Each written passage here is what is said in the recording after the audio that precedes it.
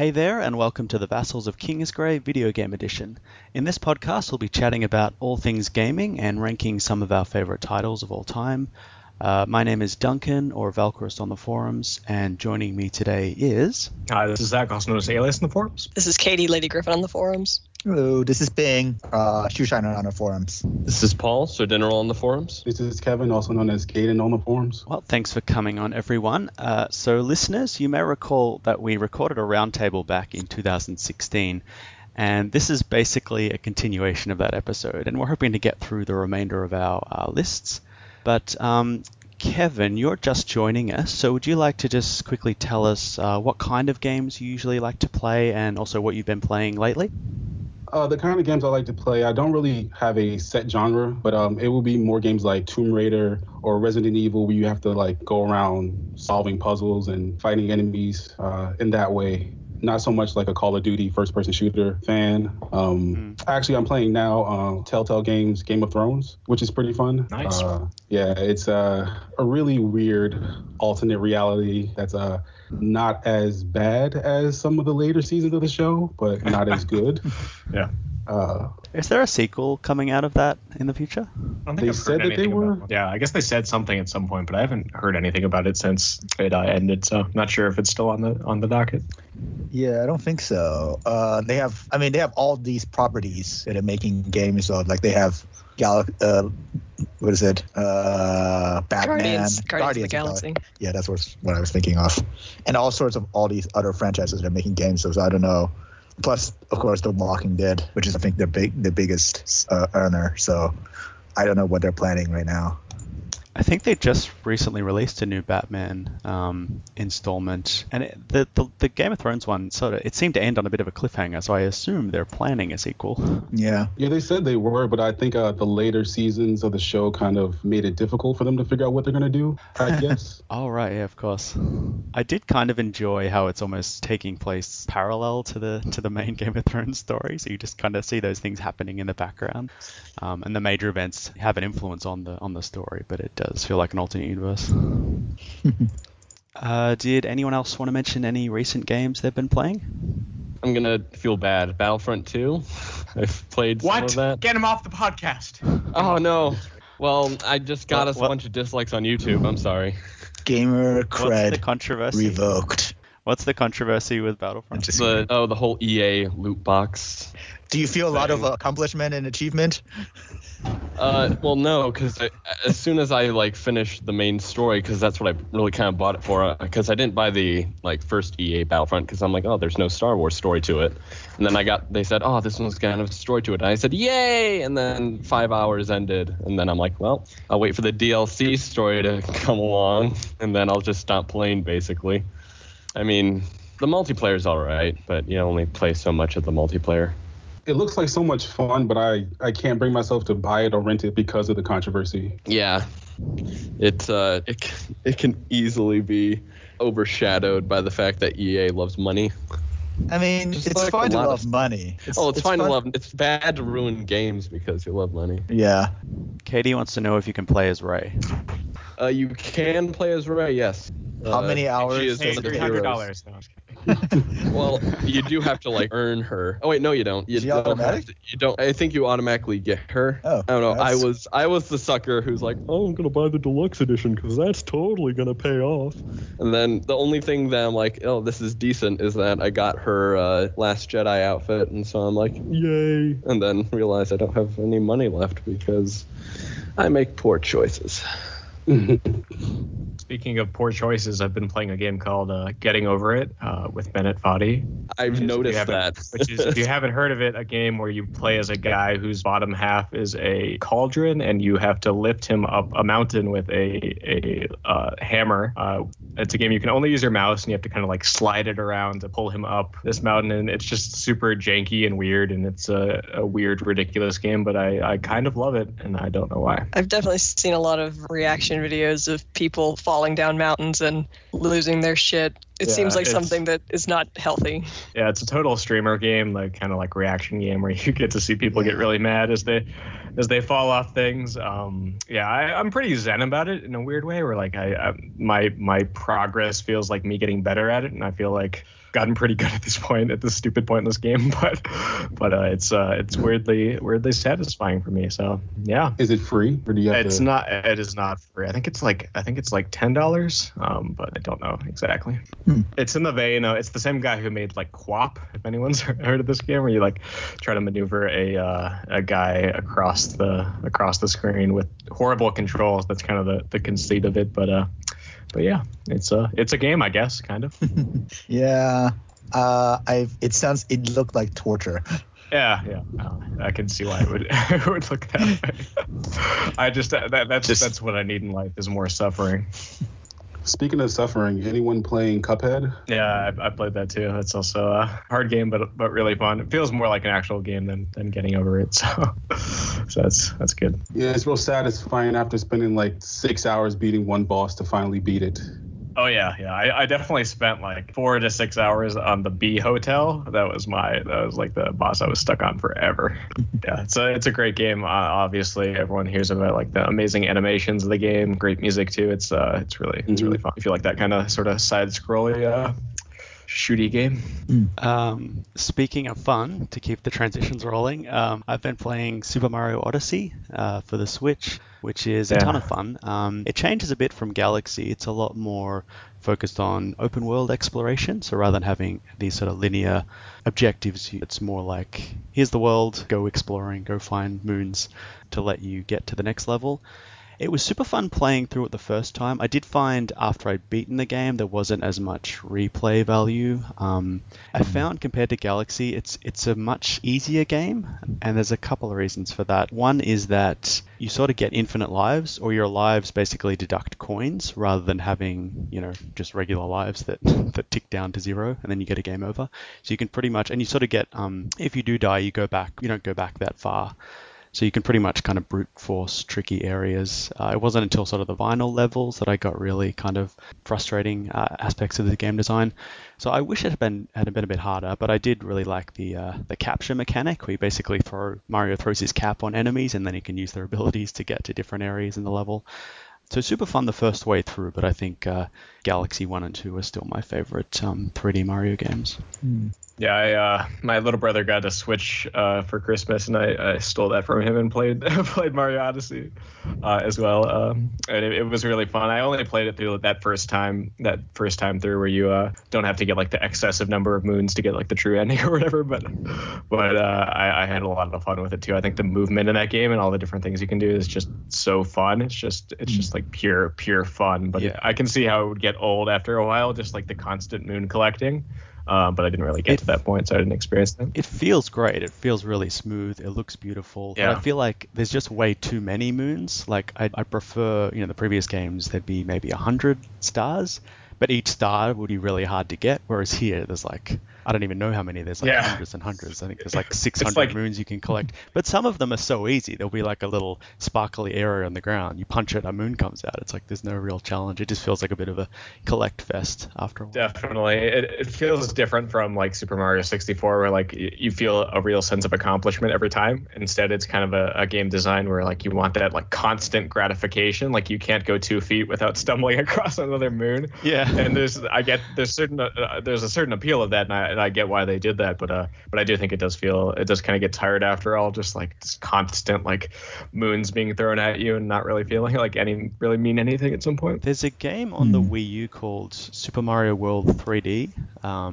something like that, which apparently is much closer to that sort of pure platforming style of the early Mario games. So I never actually got a Wii U, but I'm hoping they're going to port it to the Switch, or give us a sequel on the Switch, so I can get that more fiendish kind of difficulty level. Oh, did anyone play Friday the 13th that came out? I've not played that. No. Played it a little. Do you play as Jason? Or as it's one of those unbalanced games where, both. You can be Jason some rounds or the counselors the other rounds. It's like really a party authentic game. Yeah. Oh, okay. It's really authentic to the series. So if you like the movies, this is a good game to play. Yeah, I watched a few streams of it of people playing it, and it looked like it was kind of fun to like role play as the victims and stuff and just get into that experience. Yeah, like some people really get into it where they actually form groups where they act out stuff, but I guess I'm more casual and I just go around killing people and call it a day. Hey, that works. I mean, when I played as Jason, the one time I did play, I was acting as a pizza man. and just knocking down people's doors. Order the cheese. It's definitely one of those. It's definitely one of the games where like the people you're playing with have about as much impact on how fun it is as the actual rest of the game does. Mm-hmm. Yeah, you get a bunch of salty losers together, and they're no fun to play with, but good people together and good jokes. It's fun. Is it on all the consoles or just PC? I know it's on Steam, and I play on Xbox One. I think it's on PS4. Okay, we might move on then to our main discussion. If you want to hear more about recent games, you can check out VOK 435, which covers the year of 2017. But let's get into our main discussion. As mentioned, we'll be listing some of our favorite games of all time. Hosts will take turns unveiling each of their picks and talk a bit about why they love it so much. We're hoping to get through 2 or 3 more rounds, but if someone else picks the same game as you, feel free to just fold your thoughts into their discussion. So yeah, Zach, did you want to go first? Sure, I'll go first.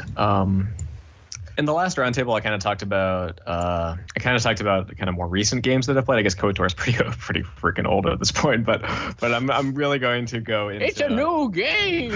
It still feels new to me, but I'm gonna go even farther back here into to my childhood and pick one of the games that I played way back when on the Game Boy. That was one of my favorite games back then, and one of the games that really got me into one of my favorite genres of games now, which is strategy.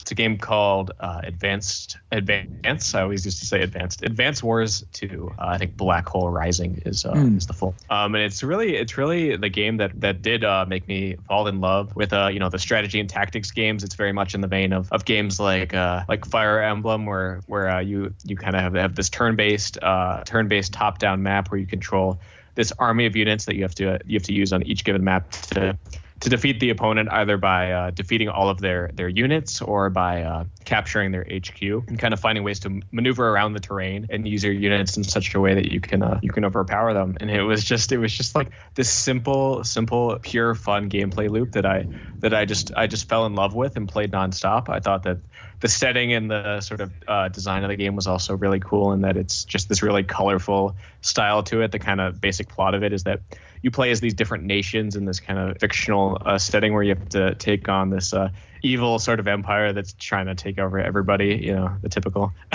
thing. And you play as the different groups, and you play as all these different commanders from each nation, and they all have these kind of unique attitudes and abilities to them, and you can get to know all of them. They sort of work together in different ways. You can team up the nations at later points in the game and fight increasingly difficult maps. And it was just a ton of fun to play.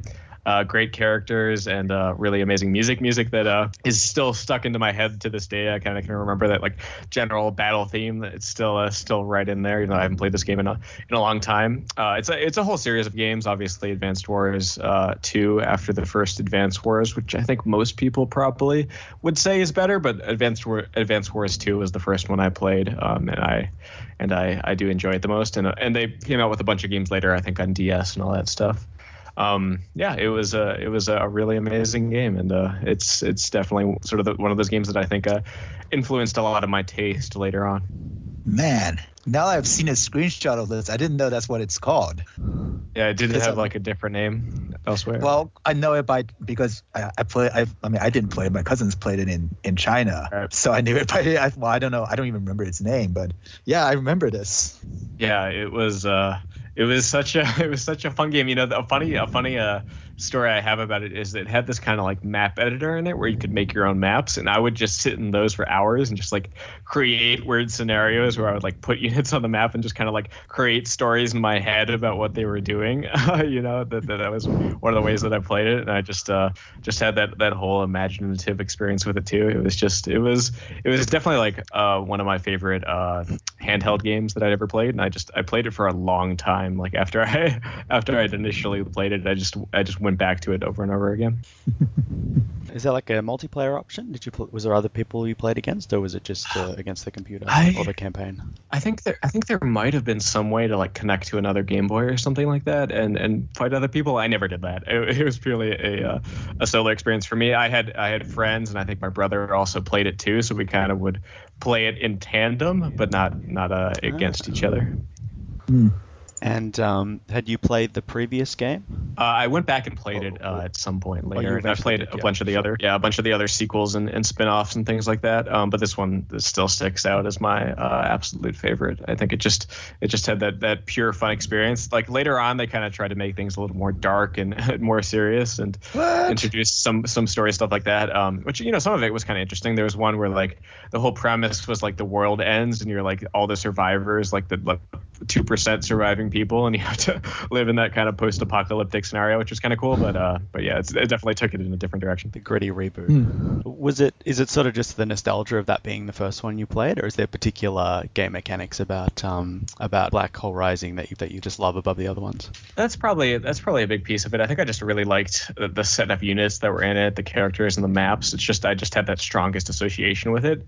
There was all kinds of different approaches to the different maps that I thought were interesting. It wasn't just kind of kill the enemy. There might be a map where you have to kind of take out an enemy factory that's producing units and find the best way to exploit the weaknesses there. And to get to there, you might have to capture a specific city before the enemy can get there, so you have to find a way to get there very quickly. And there was just all kinds of different scenarios and different challenging strategical scenarios that you had to deal with, and it was just it was really cool. I must have remembered the first one because that's the one that looks familiar to me. But again, I've never actually played this, but I remember it looking really cool. Yeah, it's a really nice design too. I would imagine if I went back to it, I would imagine it would hold up pretty well. It's very simplistic and cartoony, so it's not like it's demanding on the graphical end. Obviously, the tricky thing is finding a Game Boy game these days. I'm sure I could emulate it or something like that. I would love it if they came back to this and made a new game in this series. I don't see it happening, but I would play that in a heartbeat. There's actually a game that came out recently that I think was in this vein. It's called like Metal something like that. But I guess it's not that good. So I was kind of disappointed by that. I was kind of hoping I could go back to the old Advance Wars days, but it might be time to move on. I mean, I'm seeing elements of Valkyria Chronicles here. Yeah, but also maybe, but also, I guess Final Fantasy Tactics came out before this, right? Yeah, I think so. It's definitely, in that tactics style where you have the units you have to control and kind of move across this small map and deal with that. And obviously, Fire Emblem 2 is very similar, but that's more kind of character driven. In this, the units themselves, you don't really have characters to them. They're all kind of basic units, but you have a commanding officer who has their own unique flavor and powers. At a certain point, when you do enough damage to the enemy, you unlock like their special power that does something really cool, and that kind of can swing the battle in your favor. Cool. Yeah, great game. Great. Yeah, I wonder if it's on like the virtual console or if there's a way they can get it. It looks like the last one in the series was Advance Wars Days of Ruin, which is for the Nintendo DS. But yeah, that's the post-apocalyptic one. Oh, right. Okay. Yep. We might move on. Katie, did you want to go next? I'm a little paranoid. Did anyone take Shadow of the Colossus last time we did this? I think someone did. Yes, I think you did. Adam did. Oh, Adam, right. We can talk about it again. Yeah, we can talk about it again. Okay. That's all right. Yeah, everyone buckle up. I wrote a paragraph for the shit, so I'm going to say it. Oh, boy. Here we go. Go for it. Okay. Yeah, How Shadow much of the you Colossus, 2005 by Team Eco. Shadow of the Colossus follows a young warrior idiotically named Wander, which FYI is the one thing I really hate about this game. Even though he's never named in the story, any lore that you read about it, it's like, yeah, his name is Wanda or Wander, which is just, I hate it. Anyway, young warrior named Wander, he embarks on a quest to bring back from the dead a woman who was killed as a human sacrifice by her people. He rides with her body into a cursed, desolate land where he finds a deity named Dorman who promises to bring back the woman's soul if he can destroy the 16 colossi that lurk in the far-flung corners of the map. Wander vows to do so and thus sets out to kill the colossi one by one to bring back the girl that he loves. The game is essentially 16 boss battles. The land is vast and barren, the narrative sparse. There are no dungeons, no enemies to fight, only the empty wilderness to travail and the massive colossi to defeat. Each colossi is different. Some are indifferent to Wander, others are aggressive, some fly, some swim. All require Wander to climb onto their shaggy, mountainous bodies to deliver the killing blow with the sword. The challenge of the game is essentially to figure out how to kill the enemies that are as big as skyscrapers.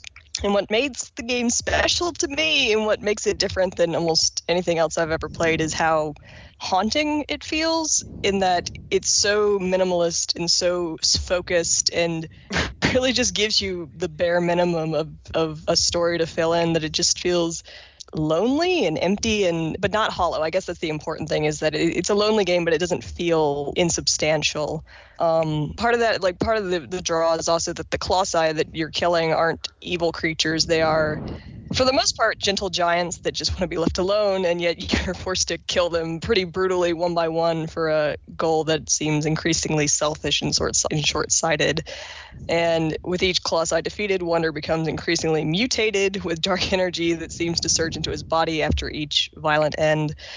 And there's this constant looming threat over the entire game that all of this is going to come at a terrible price, and it's probably not going to end well for anybody, which is right up my alley because I love when things end catastrophically for well-intentioned people in stories.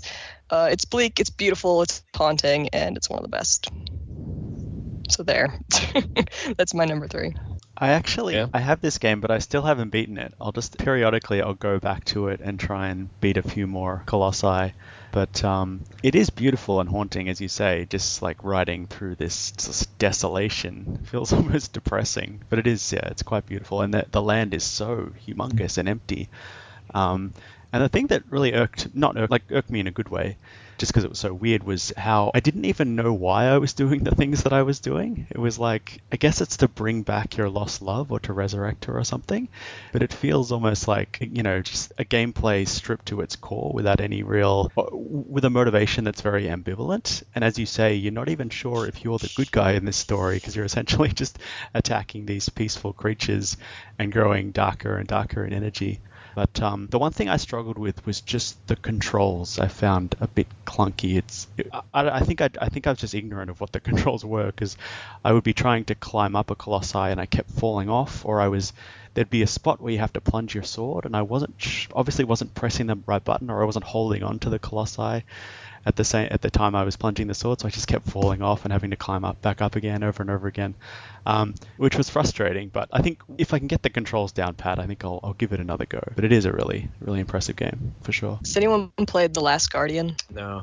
I've not got around to doing that. No. I played that a few months ago. It's another Team Eco game, and I mean, they've only made 3 games, and they're all kind of in a similar shared universe, big and empty and cursed. Like, they seem really obsessed with curses. Like, everyone is under a curse in these games.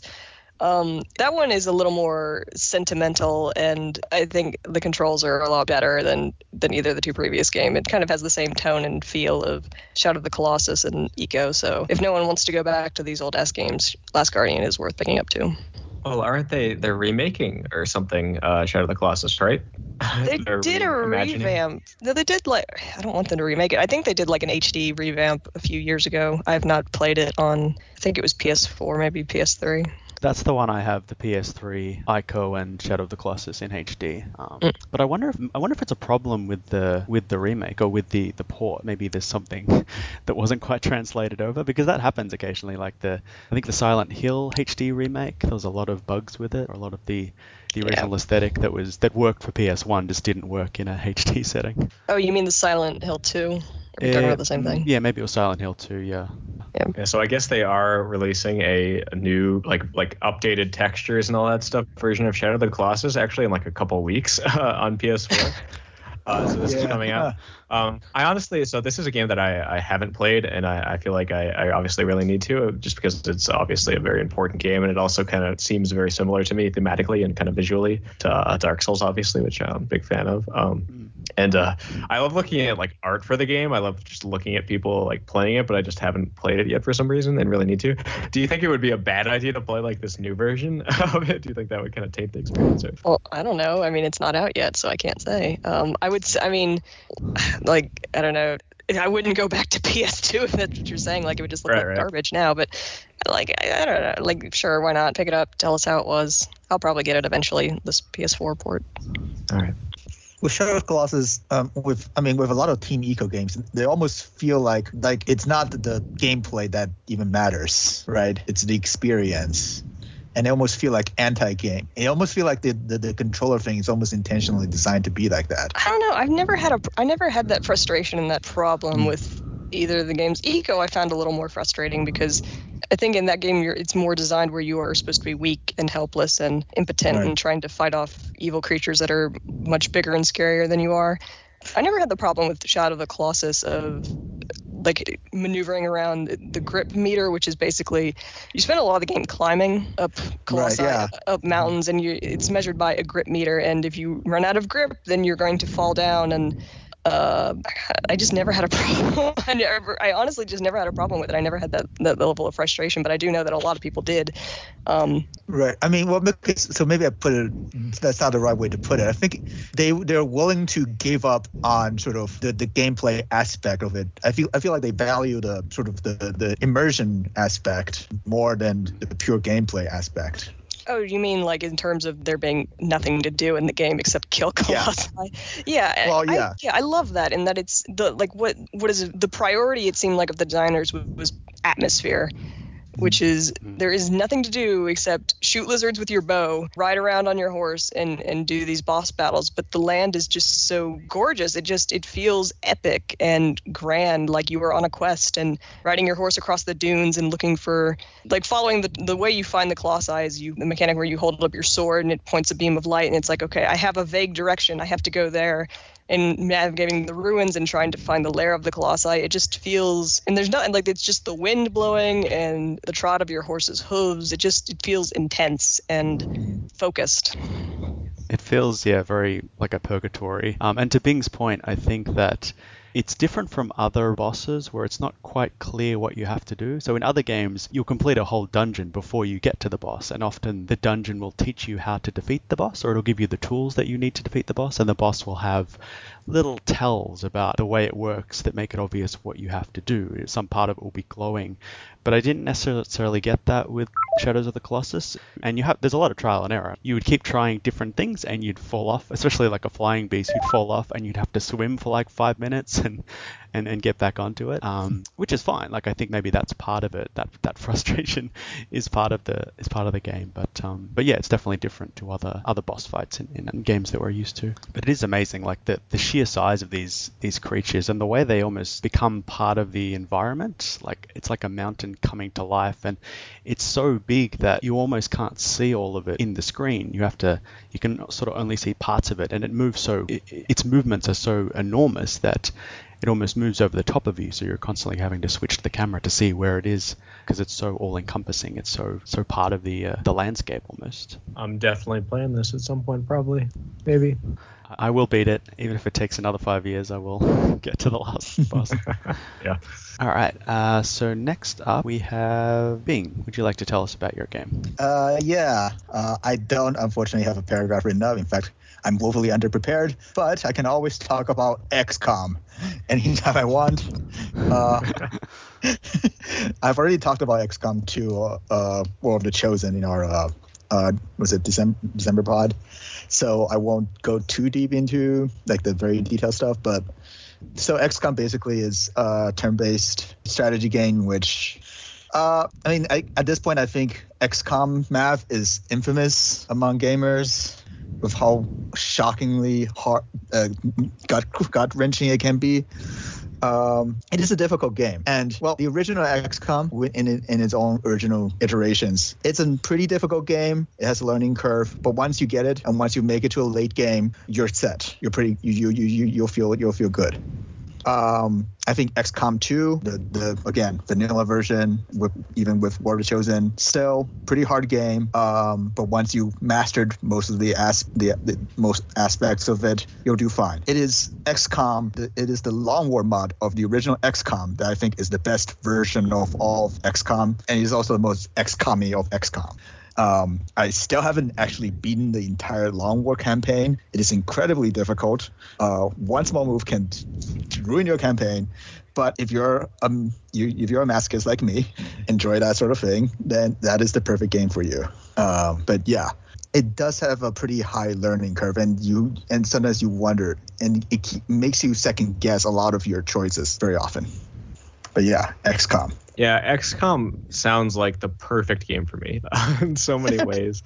I think just the strategic feel of it and the idea of character progression and kind of advancing those characters and making them stronger. All of it sounds so fun, but I haven't played it. I don't know why. I did try XCOM Enemy Unknown very briefly a couple years ago, but I just didn't kind of fall into it. I think for me, like, it all sounds so fun, but I can't quite fall in love with the setting yet. It's not really like my type of setting. The whole like kind of aliens versus humans deal. Mm-hmm. It is very standard. I feel XCOM 2 fleshed out the sort of the story aspect of it a lot better. So if that's what you enjoy more, then maybe XCOM 2 is better. Yeah, maybe. And XCOM 2 has also done a lot more in terms of making your soldiers feel more like people, or even like sort of the various characters in your base feel more like real people. But yeah, so when it comes down to it, XCOM lives or dies by its gameplay. And if you enjoyed the sort of gameplay that it offers, if you enjoy the fact that your soldiers will miss 95% shots in a row, or that goddamn sectoid hits you in a 23% and kills your soldier in high cover, that this is the sort of game for you. Yeah, I will 100% play this thing at some point. I totally have to. It's the kind of game, I think, right, where you kind of have to like give it an hour or two, and probably more, just to like really fall into it, because there's a lot of systems you have to learn and just kind of get comfortable with all the progression stuff, and also just the pure basic movement in the combat scenario. So I just need to commit that time, and I'm sure I'll really love it. Yeah, it is something that once you get the hang of it, you'll feel like every time you jump back into it, everything feels like at home. But it has the very high learning curve at the very beginning. I think start out, play if you want to play XCOM 1 and another different aspect of XCOM 1, XCOM 2. So XCOM 2 really tries to push you to go faster than XCOM 1. They'll have timers in a lot of the missions.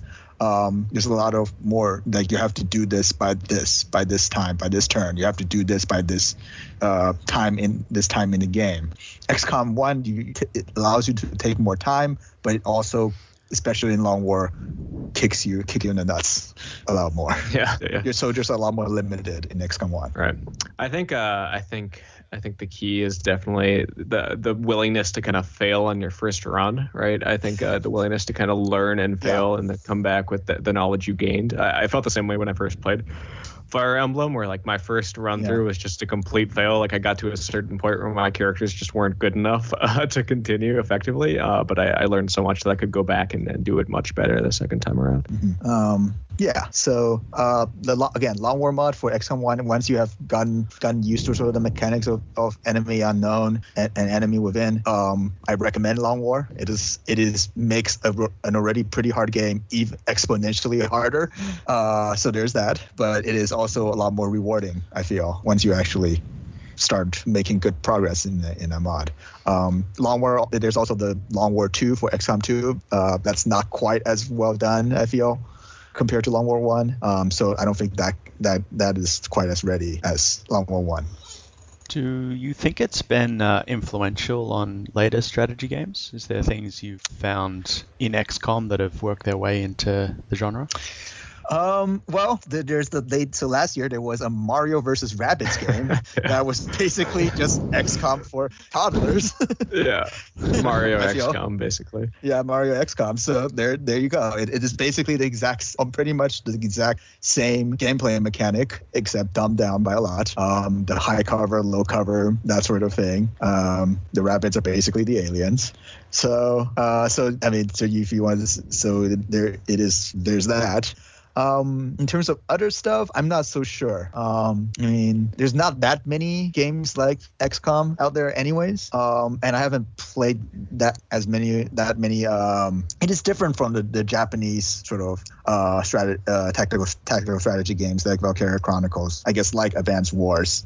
It's not quite the same, or like Fire Emblem. Right. Yeah. One I would point out potentially, it doesn't use the cover and kind of those sort of key elements of XCOM, but I guess like the Banner Saga kind of in some ways is similar to XCOM. It's another, I think, PC only game where you play as basically like fantasy Vikings and kind of progress them in that same way. But it's definitely kind of like the hex map kind of thing where you have to move them around and maneuver them in that way and level them up. Yeah. No, I didn't think of Banner Saga. That's actually a good one. Although Banner Saga it feels a little bit more like something like Fire Emblem. Yeah, you're right. Like XCOM. It's also much less. There's much less to it. You can kind of solve what's going on a lot faster, I think, than XCOM. Right. Well, it's much more of a story based game, and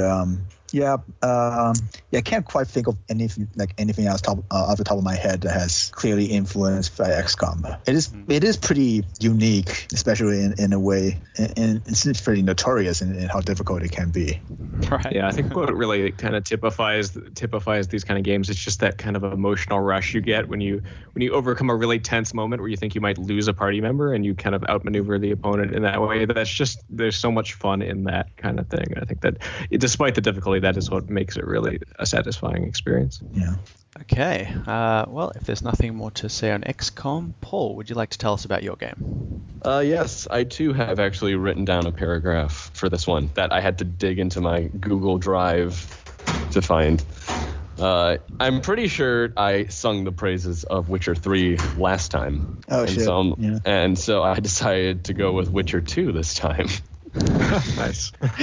As you can see, I'm very varied in my tastes. The Witcher 2 Assassin of Kings is a fun RPG and a worthy predecessor to the acclaimed Witcher 3. While The Witcher 3 is heavily reliant on open world and exploration to unlock much of the extra story, Witcher 2 is heavily run by the story itself. You play as Geralt of Rivia, a rough-voiced monster hunter who gets caught up in things often too big for him. At the start of the game, your companion, King Foltest of Temeria, is assassinated by a hooded figure with familiar eyes, and Geralt is blamed for it. Escaping from custody and going on the run, you must pursue the mystery of who the real assassin is and what he wants.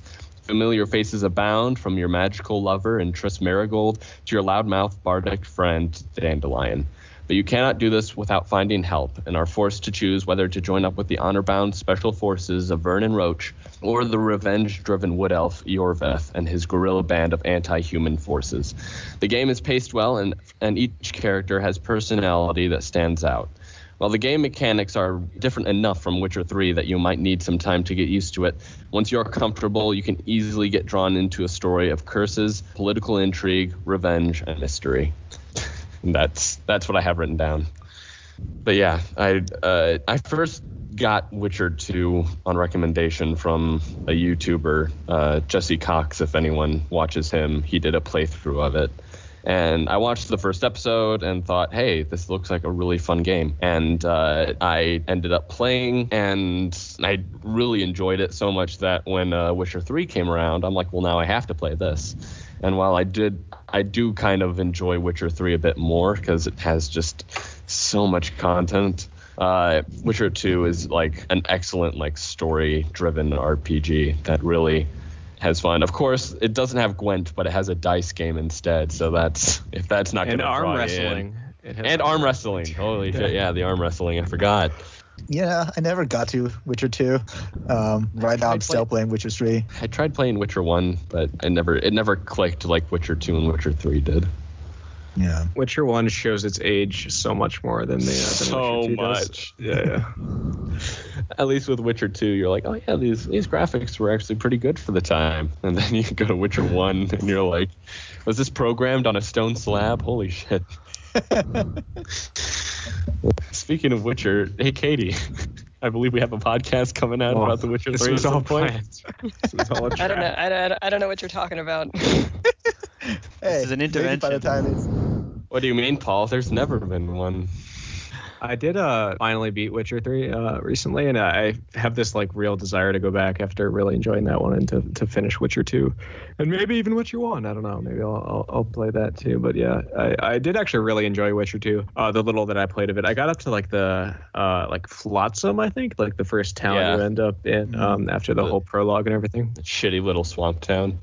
Yeah, and I don't know, it definitely has a different feel than Witcher 3, and kind of in a way that I like. I don't know, you definitely feel more connected to some other characters that you're working with throughout, whereas Witcher 3 is kind of an isolated experience. It's a very kind of you're on your own, Geralt doing his own thing. Yeah. You have interactions with people, but it's definitely not the same kind of party kind of thing. With Geralt, in Witcher 3, your main companion is basically Roche the horse, mind you, not Vernon Roche. But in Witcher 2, you do get companions in a way that help you with certain things. you are joining. You have to make the choice of who you're going to work with, because you're actually going to be working with them, instead of saying, all right, well, I guess I'll go to the other side of the world and do this for a little bit, and then I'll come back. Yeah, the story. I think I must have just read all the story. Well, I did read all the stories in preparation of playing Witcher 3, and it's very different. Oh yeah, like the books from the games. Yeah, it's all politics. It's almost 100. That game's almost 100% politics. Yeah, I don't even know how you can tell that Geralt's supposed to be a monster hunter. Like it's all politics. It was all politics. I think you're supposed to recognize that he's a monster hunter because he keeps saying, "Oh, I hate doing this," but then it's like you keep getting drawn into it. Yeah. Wish I was hunting monsters. Well, of course, yeah, you do hunt monsters, but it's like you need coin to help, like this emperor, and then you're like, oh, damn it, I'm hunting monsters, but it's for political reasons too. Does it do the thing that Witcher 3 does, where you can haggle with the peasants over whether or not they're gonna pay you? It sort of does, yeah. It doesn't do as much as in like Witcher 3, where you're like, even if it's like a very poor person, you're still like, give me all the money. But there is a bit of that mechanic inside of it. It's usually towards like more wealthy characters who you know are like keeping the money. I guess another question is like, are there multiple endings in that? Like, can you play Geralt as an asshole? Can you play him as a softie? Like, because I feel like that's how Witcher 3 is. Like, you can be a real, like there's not that much variant, but you can be, kind of a dick in Witcher 3, but you can also be nice to people and, let the monsters go occasionally and not shake down the peasants for money. Yeah, there's not so much, like, the monsters aren't as like kind of humanized as in this as they are in Witcher 3. Most of the monsters you're fighting are like giant insect things and like cursed. I mean, there are a few like cursed spirits that you can help, but like the more physical monsters are just kind of just straight up like animals. But yeah, you like there are like options of like kind of like your choices do matter in the way you play them. You can always like play salty, sarcastic Geralt, which is always like my favorite way to go. But like it almost kind of plays a bit like a Telltale game, where if like you do something and it's like, oh, you blocked the sword from hitting Yorveth. Yorveth will remember this, and like it is very tied to The Witcher 3 in that your choices do matter on the like. I mean, spoilers for Witcher 3. Irregardless of what you do, Nilfgaard ends up invading the north. But like everything else with like the minor characters are like very dependent on your choices. If you like, we'll see them again. I do think too, to an extent, I found the sort of story a little bit more like immediately compelling. I think Witcher 3 does a lot of really good things, but Witcher 2 kind of really sets things off with a big bang as opposed to Witcher 3, where like you're in the middle of a conflict and just to spoil, this is like in the first 3 minutes of the game, but you're kind of framed for assassinating King Foltest, the king of the Northern Realms, and it's like the immediacy of that plot line definitely hits you, I think, a lot faster than because Witcher 3. Yeah, because like with Witcher 3, it's like, oh, you're tracking down someone, but you're in like a desolate like kind of war ragged countryside.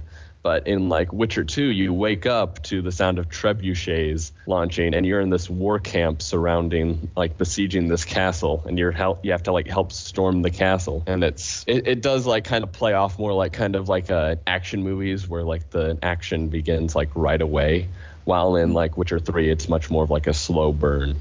I also did really feel kind of more like into the setting with some of like the interesting stuff between the rebel elves and the Temerian kind of infantry and all that stuff. I felt like more like into that, whereas I don't know, there's kind of an assumption in Witcher 3 that you know this stuff and you're kind of like more separated from it in a way. It's weird. Yeah, and it makes choices kind of difficult because you're like, oh, I want to join the Blue Stripes because Vernon Roach is a stand-up dude, but they were also tasked with like hunting down non-humans. And it's like, oh, I want to fight with Yorveth because the plight of the elves and dwarves is like true and just. But then again, they burn civilians' homes and murder them. So Like everything it's kind of, I guess this kind of attaches to my love of Game of Thrones, because all these characters have shades of gray, and not one is like the good. If anyone's a good person here, it's probably Dandelion. Is Dandelion a good person? Is he a good person? See, I mean, he's a womanizer. Somewhat. I mean, not to the scale of like the really bad people. Oh, he's just recognizably bad. He's tremendously bad. Or something like that. Whatever he's called.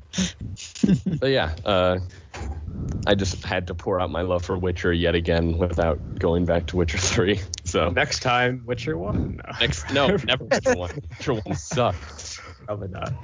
Well, listeners can look forward to the Witcher 3 podcast coming out soon. It'll happen someday. Kevin, would you like to tell us about your game? Yeah, sure. I feel like I chose wrong maybe because I went old school with a Super Nintendo game. No. Yeah, one of my favorite games is Earthbound. Ooh, yeah, it's a game called Earthbound. It's a RPG for the Super Nintendo, and it's, I guess you would call it a turn-based game, but I'm not too sure with the RPG terms.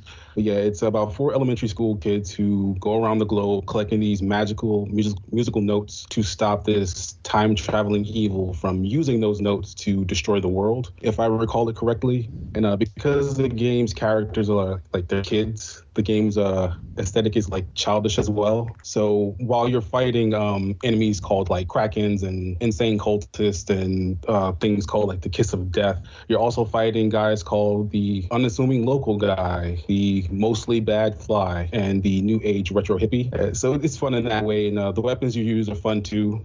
Instead of like guns and rocket launchers, you got bottle rockets and frying pans, yo-yos, and psychic powers, and like straight up karate to defeat the enemies.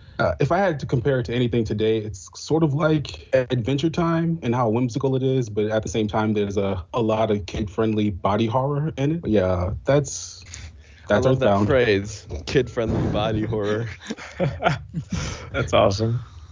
Yeah, that was the best way I could describe it, because yeah, it's some moments that get really dark, but at the same time, it's funny. Yeah, I'm a huge Nintendo fan, but I'd never actually heard of this game until Super Smash Bros. When Ness was revealed as a playable character. And you see some of the items in the game, and then in Smash Bros. Melee, you see some of the levels and all that. So I did go back to play it, I think on an emulator or something, but I think I only got like, a quarter of the way through or halfway through. And it was a really fun game, but I don't know, I just stopped playing for some reason and never got around to returning. But it's always been on my list to check out, because it has like such a high reputation, and it does have that mix of, like silly kiddiness, but with all these really dark undertones and sort of, I guess it's maybe like a sort of Stephen King novel where it's about these kids going on an adventure and then being confronted with something much more dark and sinister. I think also Pokemon's been cited as being influenced by the Earthbound. Like, isn't that part of the mechanic where you collect? Do you collect animals or something and use them? Or I don't know, maybe I'm mixing it up with a different game. But I heard that that's Pokemon was related to the game. Right? Yeah, I've mixed Pokemon up with Pokemon. Yeah. Yep. Yeah, no, I can barely remember it, but I did enjoy it when I played it. Yeah, every now and then I'll fire up an emulator and play it for nostalgia's sake. I'm not even sure how we got it. I think my cousin gave it to us because he was maybe he grew out of it and he didn't want to play it. He had already started a save file. So, in RPGs, you can customize certain things with different names. So in the game, he had all these dirty names for characters and objects, and we had like a good time laughing at it. Yeah, it's such a unique game, especially for the time that it was made. And it's just like a completely different approach to this kind of video game that really was awesome, just so funny and ridiculous, and I love that kind of stuff. I haven't played it fully, and I've also watched some of it, but I've definitely a lot of appreciation for it, and it did influence heavily one of my favorite games, which I'm hoping Bing will talk about later, but I don't know if he's going to. I mean, you can do it, or I can do it. No, it's not on my list. Okay. Oh, really? Okay. Do it now, or later on. Don't worry about it. But yes, I've never played actually Earthbound, but again, same. I only know it from Smash Brothers, but yeah, it definitely has that, I guess, Stranger Things feel to it, and like some of the theories surrounding it. I guess everybody loves theories these days, are just insane. You mean the time traveling fetus theory? Yes. With exactly. Gyges being, it started with Earthbound. And apparently there's a legendary sequel that was never released called Mother 3, which some of the levels of which appear in Smash Brothers Brawl, but the game itself was, I think a version of it was released maybe on the Game Boy Advance, but the original, I think it was a Nintendo 64 game, Mother 3, was never released. You saw videos of it and screenshots for years and years in like Nintendo magazines, but the game itself was just never came to fruition, so it just, I guess that also adds that kind of mystique to the series. Yeah, I wonder if it's best that Mother 3 didn't come out, because there's really no way of living up to the second game. Because Earthbound is sort of a sequel to another game called Mother that was for Nintendo. I never got around to playing that one. We might move on then. So I think I'm next. So the game I'll be talking about is a science fiction first-person shooter by Valve. It was released in 2004 for the PC, and it's called Half-Life 2. It follows the events of the original Half-Life, which saw the invasion of Earth by the interdimensional alien race known as the Combine. In this game, human society is now run by tyrannical humans who have allied themselves with the Combine, and the player takes control of Gordon Freeman, the crowbar-wielding scientist and leading member of the human resistance. In my opinion, Half-Life 2 features some of the best writing and voice acting of any video game. The dystopian society in which the game is set is perfectly realized. Encounters with your alien overlords are intimidating and often terrifying, while the cast of resistance fighting allies are all highly likable, funny, and smart, which makes it easy to invest in their mission. While Half-Life 2 is a first-person shooter, the game is less like Call of Duty and more like Metroid, focusing on building an atmosphere of tension, ambivalence, and terror. The game also incorporates a lot of physics-based puzzles and platforming. There's some spectacular set pieces, which involve navigating speedboats and other vehicles across vast territories, as well as shootouts with enemy helicopters and giant androids. Even today, the enemy AI is very impressive, with enemy soldiers actively communicating with one another and working together to trap or outflank you. Even more impressive is how helpful your allies can be, which even with modern games is often a hurdle. What I find most impressive about the game is how seamlessly you move through the world. Every environment and every level merges so gradually into the next that you barely notice it. There are no cutscenes or mission logs to interrupt the flow of action. There is simply you and the vast, detailed world which unfolds before you. The environments are also highly interactive, destructible, and malleable, and the physics gun allows you to approach level design in new and highly creative ways. So yeah, anyone else played Half-Life 2? Agree, disagree? Has no one else played Half-Life 2 here? I have not gotten around to the Half-Life series. Wow, interesting. I haven't either, and it's one of those like huge black marks on my gaming record for sure. But yeah, it's obviously like I think it's obviously a hugely important game, and it's a game that like I watch bits and pieces of it, and it looks like a ridiculous amount of fun to play, and it looks super interesting. I love the opening of Half-Life 2 is like one of my favorite just like video game moments, even though I haven't even played it, but it's so cool, and yeah, it's I don't know. I need to play it. Yeah, it feels like a real life 1984 when you get off the train and you're wandering through and the security guards are giving you a hard time and you see the screens all over the buildings instructing you on the right and wrong way of doing things, and the sort of propaganda that plays all around you. It's really immersive.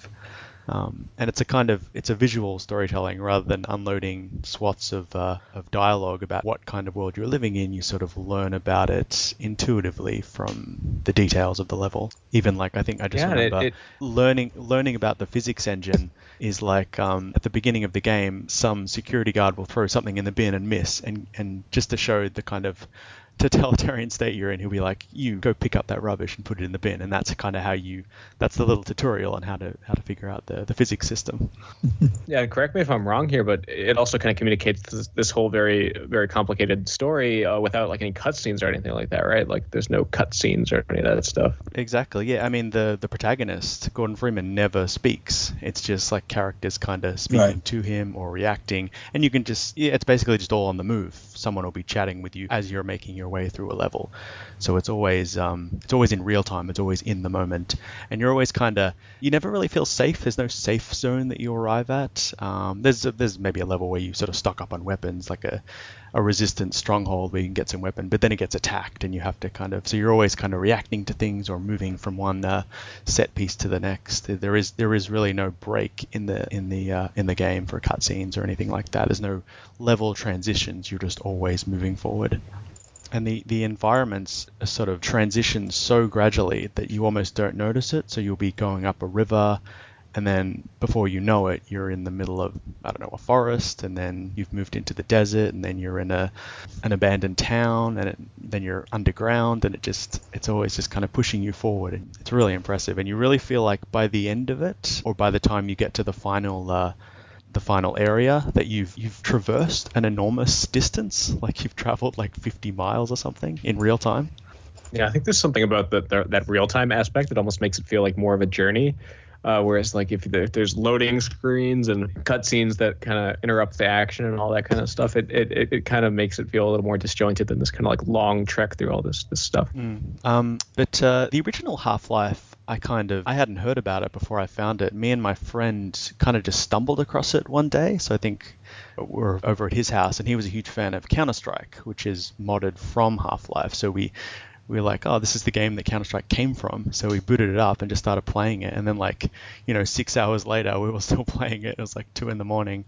It just grabs you so quickly. Like the story is so engaging that it's just a great visual storytelling game. And then when I heard about Half-Life 2, I just had to play it because I enjoyed the first so much. It's a great mix of tones as well, because there's quite funny moments, there's amazing action, but there's also some really scary scenes.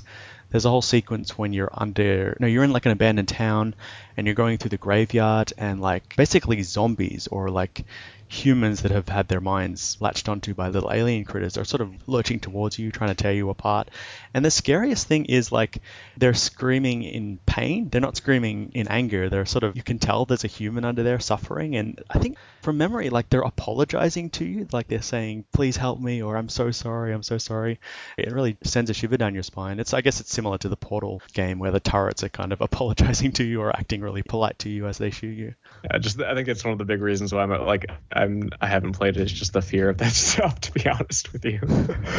Yeah, that's just parts of it. There's super fun moments as well. Like I found myself really caring about your companion Alex that you travel with, and also the extra content. There's like a sort of Half-Life 2 Episode 1 and Half-Life 2 Episode 2, they were released on the Orange box, which was a sort of compilation game with which Portal was first released on for the I think all consoles, I guess, PC, PS3, 360, and they're really high quality. But the tragedy is Half-Life 2 Episode 2 ends on this really devastating cliffhanger, and they promised a third episode, but they never delivered. So Half-Life fans have always been teetering on the edge of a cliff about what happens next. I hope one day they at least conclude the Half-Life 2 story, even if we never get a Half-Life 3. But who knows? I was about to say, I don't really know the Half-Life series from first hearing just the meme of Half-Life 3. Yeah. I wonder if that's turned some people off from trying it, knowing that it doesn't have an ending. But it's still a great game. Like, you can play Half-Life 1 and 2 and get a complete story. Like, it still works really well. Yeah, it's just sad because you can tell, I mean, obviously played Portal and a bunch of other Valve games, but you can just tell how sharply they always understood how to kind of maximize, the medium of a video game, and kind of making that so interesting and so fun and just like so sharply made. It's just sad that they haven't done that in so long. They haven't made like a real like story-driven kind of game like this in forever, and like they were definitely considered, and I think still are like one of the best at that. It sucks. Yeah, it is sad. I mean, I love the Portal games. I could easily substitute Half-Life 2 for Portal 2 as my favorite of the Valve games. So they still were doing that for a bit, but yeah, they just haven't done it in the past few years. So I guess they've transferred to sort of multiplayer stuff like Left 4 Dead and all that. But who knows? Maybe it's on the horizon. We never know. Maybe they're like George R. R. Martin, they're not going to tease it anymore until it comes out. But just one more thing I wanted to add, just on the expert way that the story is told. This is more about the first Half-Life, but as you're playing the game, you realize you're starting to get a reputation as you're fighting the enemies. Like your allies start to treat you with more reverence, like the professors and the security guards start to hear about what you're doing as you're fighting these soldiers and the aliens and all that. And the soldiers as well start to taunt you as they start to write graffiti on the wall, like, we're coming to get you, Freeman. And by the end of it, like they send, in the first game, they send ninjas after you, and the ninjas like capture you and throw you into a garbage disposal unit, and you have to fight your way out. And you hear on the radio that they're worried about you. Like they're like, this Freeman's out of control. He's tearing the whole thing apart. And when the aliens finally attack, they're like, forget about Freeman. We can't handle him. So it's just, I love that kind of, the game is kind of reacting to you as you're working your way through it. And that kind of plays into Half-Life 2. You've got like this reputation from the first game. You've become this kind of symbol. Oh, really? Wow. Yeah, it sounds a lot like Dishonored, actually. And the way kind of the world morphs and takes shape according to kind of the moves you make. All right.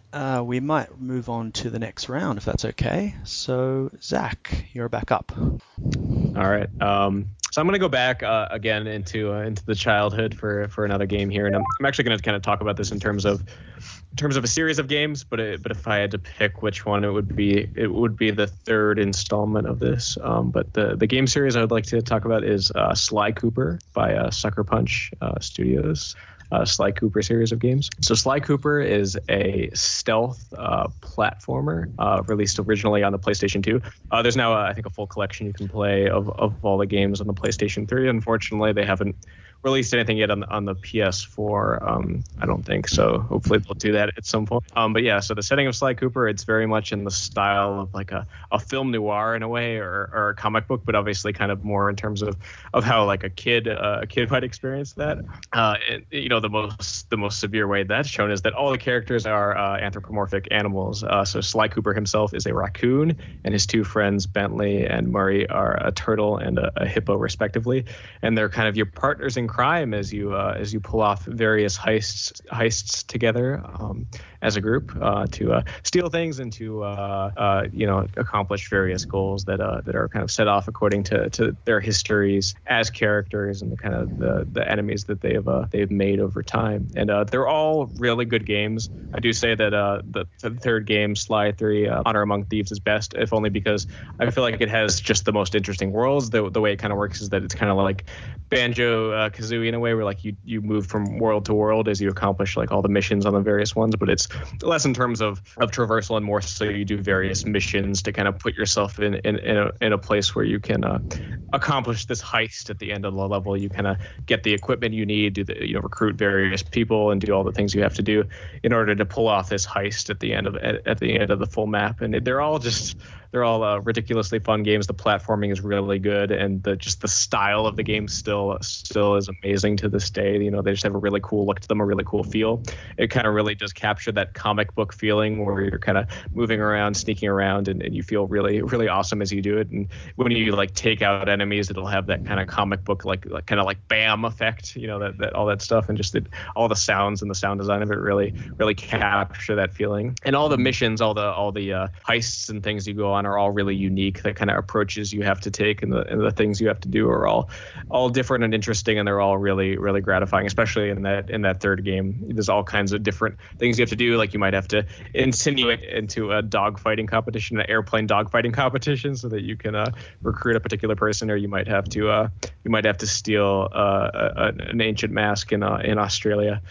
So yeah, there's all kinds of different fun worlds to experience. The characters are amazing. They're really well written. They all have distinct personalities, and they all interact really well together. So yeah, it's a great game. It's still to this day one of my favorite games, and one that I would happily go back to over and over again, even now. I've never played this, but I love Banjo-Kazooie, so it sounds like I need to get on it. So it was a PlayStation game, was it? Yeah, PlayStation 2. Yeah, I wouldn't say it's. I think that it's definitely kind of a different feel than Banjo-Kazooie, but sort of the basic elements are definitely there, and it's like the story and the characters. I would feel confident, even though I played it as a kid. I would feel confident that it would hold up to anyone now. It's definitely kind of cheesy and pulpy in that way, but that's kind of what makes it work. It's really funny. There's a lot of really good comedy in the game. games, and it also has the stories are quite good, and the characters are excellent too, and you meet more and more of them as the games continue. So yeah, it's a great series of games. I wish it was on PS4 so that people could more easily access them. Just to say, Sucker Punch Studios is also Sucker Punch Games is also responsible for the Infamous series of games, which are the kind of games where you play as some kind of superhero in kind of a modern day setting. So they're also responsible for that. Yeah. They're also making a new game now. It's like a samurai adventure or something. We just kind of heard about it for the first time recently. It's something like that. So they definitely have kind of a broad pedigree of different games, and they're just really smart, really, really good at knowing what makes video games good, and they have been for a long time. Is it anything like the Jak and Daxter series? Because I feel like those two came out roughly the same time and kind of had the same vibe. Yeah, it is a lot like that, just in terms of the feel of it and the sort of the way the characters are written. They have that kind of lackadaisical, kind of sense of humor kind of thing. I'd say that there's a lot of crossover there. And is there anything about the third game that you think puts it at the top of the series? Yeah, I think just the design of the missions and the worlds that you're in is really, that's where they kind of hit the highest point of that. Just a lot of different unique things you can do. I think it's the most interesting. It's arguable, but I think it's the most interesting story of the three, and I think it's just where they really understood like who these characters are and how to get the most out of them. Yeah, it definitely has the best worlds, like this one where toward the end where you go to like a modern day like pirate city and you get to kind of be a pirate, and it's a really fun kind of version of the whole pirate adventure where you go on the high seas and have a ship you control and all that stuff. So there's all kinds of various gameplay things you can do, and they're all really fun and just amusing. I'm just on the Wikipedia article. My question is, did you play with the 3D glasses that came with the manual? Oh, yes. So this is one thing that does not age well at all in Sly 3 is that they came with these like sort of paper 3D glasses, and there were levels you could do where you put those on and it would be 3D. Of course, it was awful. It was completely low quality and terrible. I did not play with those, and you thankfully have the option to turn that off every time it comes up. Yeah, just the characters are the really amazing about it. I think that's the real standout part. You really feel them clearly, and they do have that just kind of pulpy comic book. They're just so colorful and well realized. You really feel like you're in like a series of heist movies each time too. So it's all these different genres coming together and making a really just entertaining experience. And is it set like in just like a fantasy world or like a science fiction world in the future, or is it close to our world? It's modern day in that way, but it's all animals. So it's like like an anthropomorphic animal version of our world, and it's all definitely hammed up and kind of in that way. But it's supposed to be modern day setting. Right. Okay. There is a different game studio at some point later released Sly 4, which I think it's Sanzaru Games released that, and that one you actually go back in time to various settings. But I actually did not enjoy that one as much, but it's not bad. Anyone else played Sly Cooper? That's all right. Nope. Okay, so Katie, would you like to go next? Sure. Did anyone, while I was gone, take Beyond Good and Evil? No. Okay. Well, Thank God. Okay. Yeah. Sorry, my computer crashed, and then I thought, well, it's down and rebooting. I might as well go make a sandwich. So I went and made a sandwich, and then I went and poured a drink. But now I'm here. So, Beyond Good and Evil from Ubisoft in 2003 follows the story of a young woman named Jade and her foster father, a anthropomorphic talking pig named Paige. The two run an orphanage on a planet called Hillis, which is under the constant threat of an alien race called the Doms, which are like parasitic arachnid aliens that kidnap people and drain their life force. Jade is contacted by an underground resistance called the Iris Network that wants to contract her as a photojournalist to investigate a conspiracy that the government might be in league with the Doms and might be responsible for the mass kidnappings. Armed with her camera, Jade launches an investigation that takes her from the dingy warehouses and factory along her Harborside home to the surface of the moon and beyond. You spend most of the game it's a little bit of an action game. There's some really low stakes combat, but most of the game is spent sneaking around, gathering evidence, taking pictures. But the part of the game that I actually really love the most and feels unique to it, it's kind of like Pokemon Snap in that you are also contracted by a zoologist on the planet who is cataloging all the alien flora and fauna. And so as you go through your high-stakes espionage missions, you're also looking around for animals that you can photograph and take pictures of and send for credits and experience points and stuff like that. And so like the world of the game is so strange, but also it's cartoonish, but it's also really sedate and just really cool. Like I've never played anything that's quite like it. It's kind of like it has like a Eastern European flair a little bit, like a Mediterranean flair. But you'll be walking along in the town and there's like cat people and anteater people, but also scurrying insects, and the weirdness of the planet just draws you to follow every alley and really look everywhere to just find cool creatures and take pictures of them. It's really fun. It's one of these games that like I played when I was a kid and I haven't gone back to, so I have no idea how it holds up under scrutiny. It's not really long and the difficulty is really short, but it's just endearing and just it's a nice game. It feels really nice, and I have a really hard time explaining it because there's no game that's really kind of touched me the way this one did when I played it as a child, and there's nothing that really matches the tone of it either. There's supposedly this prequel that's coming out soon, and I don't want it because I don't want to go back. I don't want to taint what I have in my head, and it doesn't make sense to me to have a prequel to the story. It's if anyone's played any other Michael Ansel games like Rayman 2: The Great Escape, it's kind of like that, where it kind of has this zany but touchingly sentimental atmosphere to it that I really love. I'm gonna guess that no one else has played this game. I have not.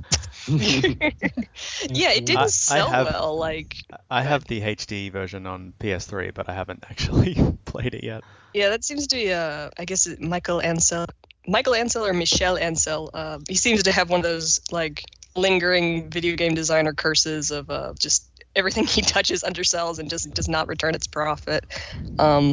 Yeah, I mean, it's one of those games that like everyone I know who's played it it's well beloved to them, but most people just have never heard of it and never played it. I've heard of it, never played it though. Yeah, if you like Pokemon Snap, pick it up. Oh, I love Pokemon Snap.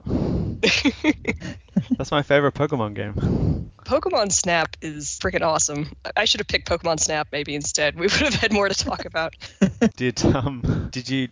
It's highly acclaimed. Like its name rings out that as being this sort of great game, even if it didn't do well necessarily financially. But have you found much of the game influencing later games at all? I don't think so. It exists in this weird bubble because it's the stealth is not very challenging. The combat is not meant to be challenging.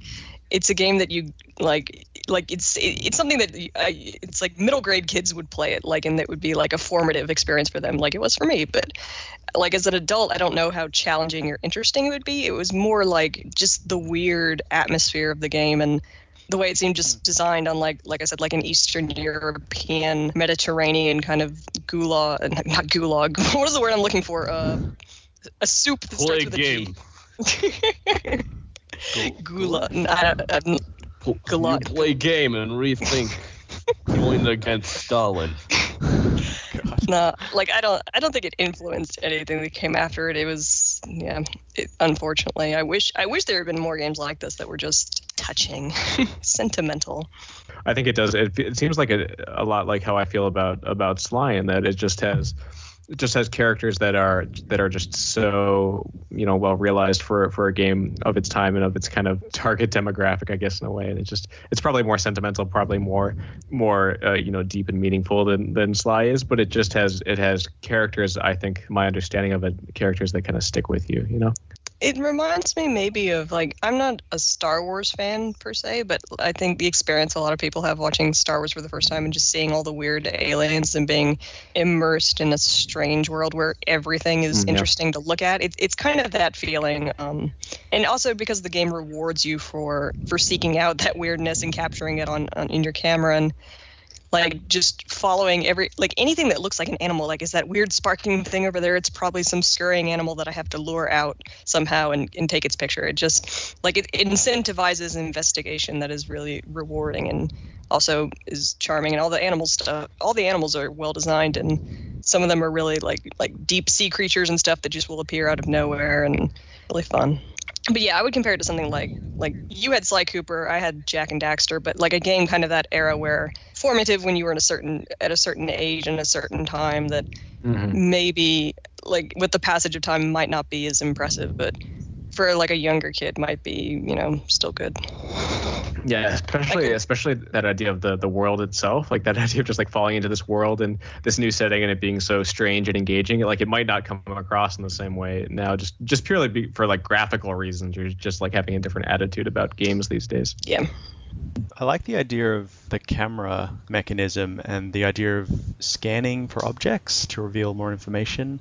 It sounds a little bit like Metroid Prime, which I really dug that aspect of the game. Like it wasn't just about combat necessarily, but it was about kind of scrutinizing your environment or learning about your environment. Like it sort of changed the way you approach the game if you weren't necessarily trying to defeat it, but just trying to learn about it. Does that have any relation to Beyond Good and Evil?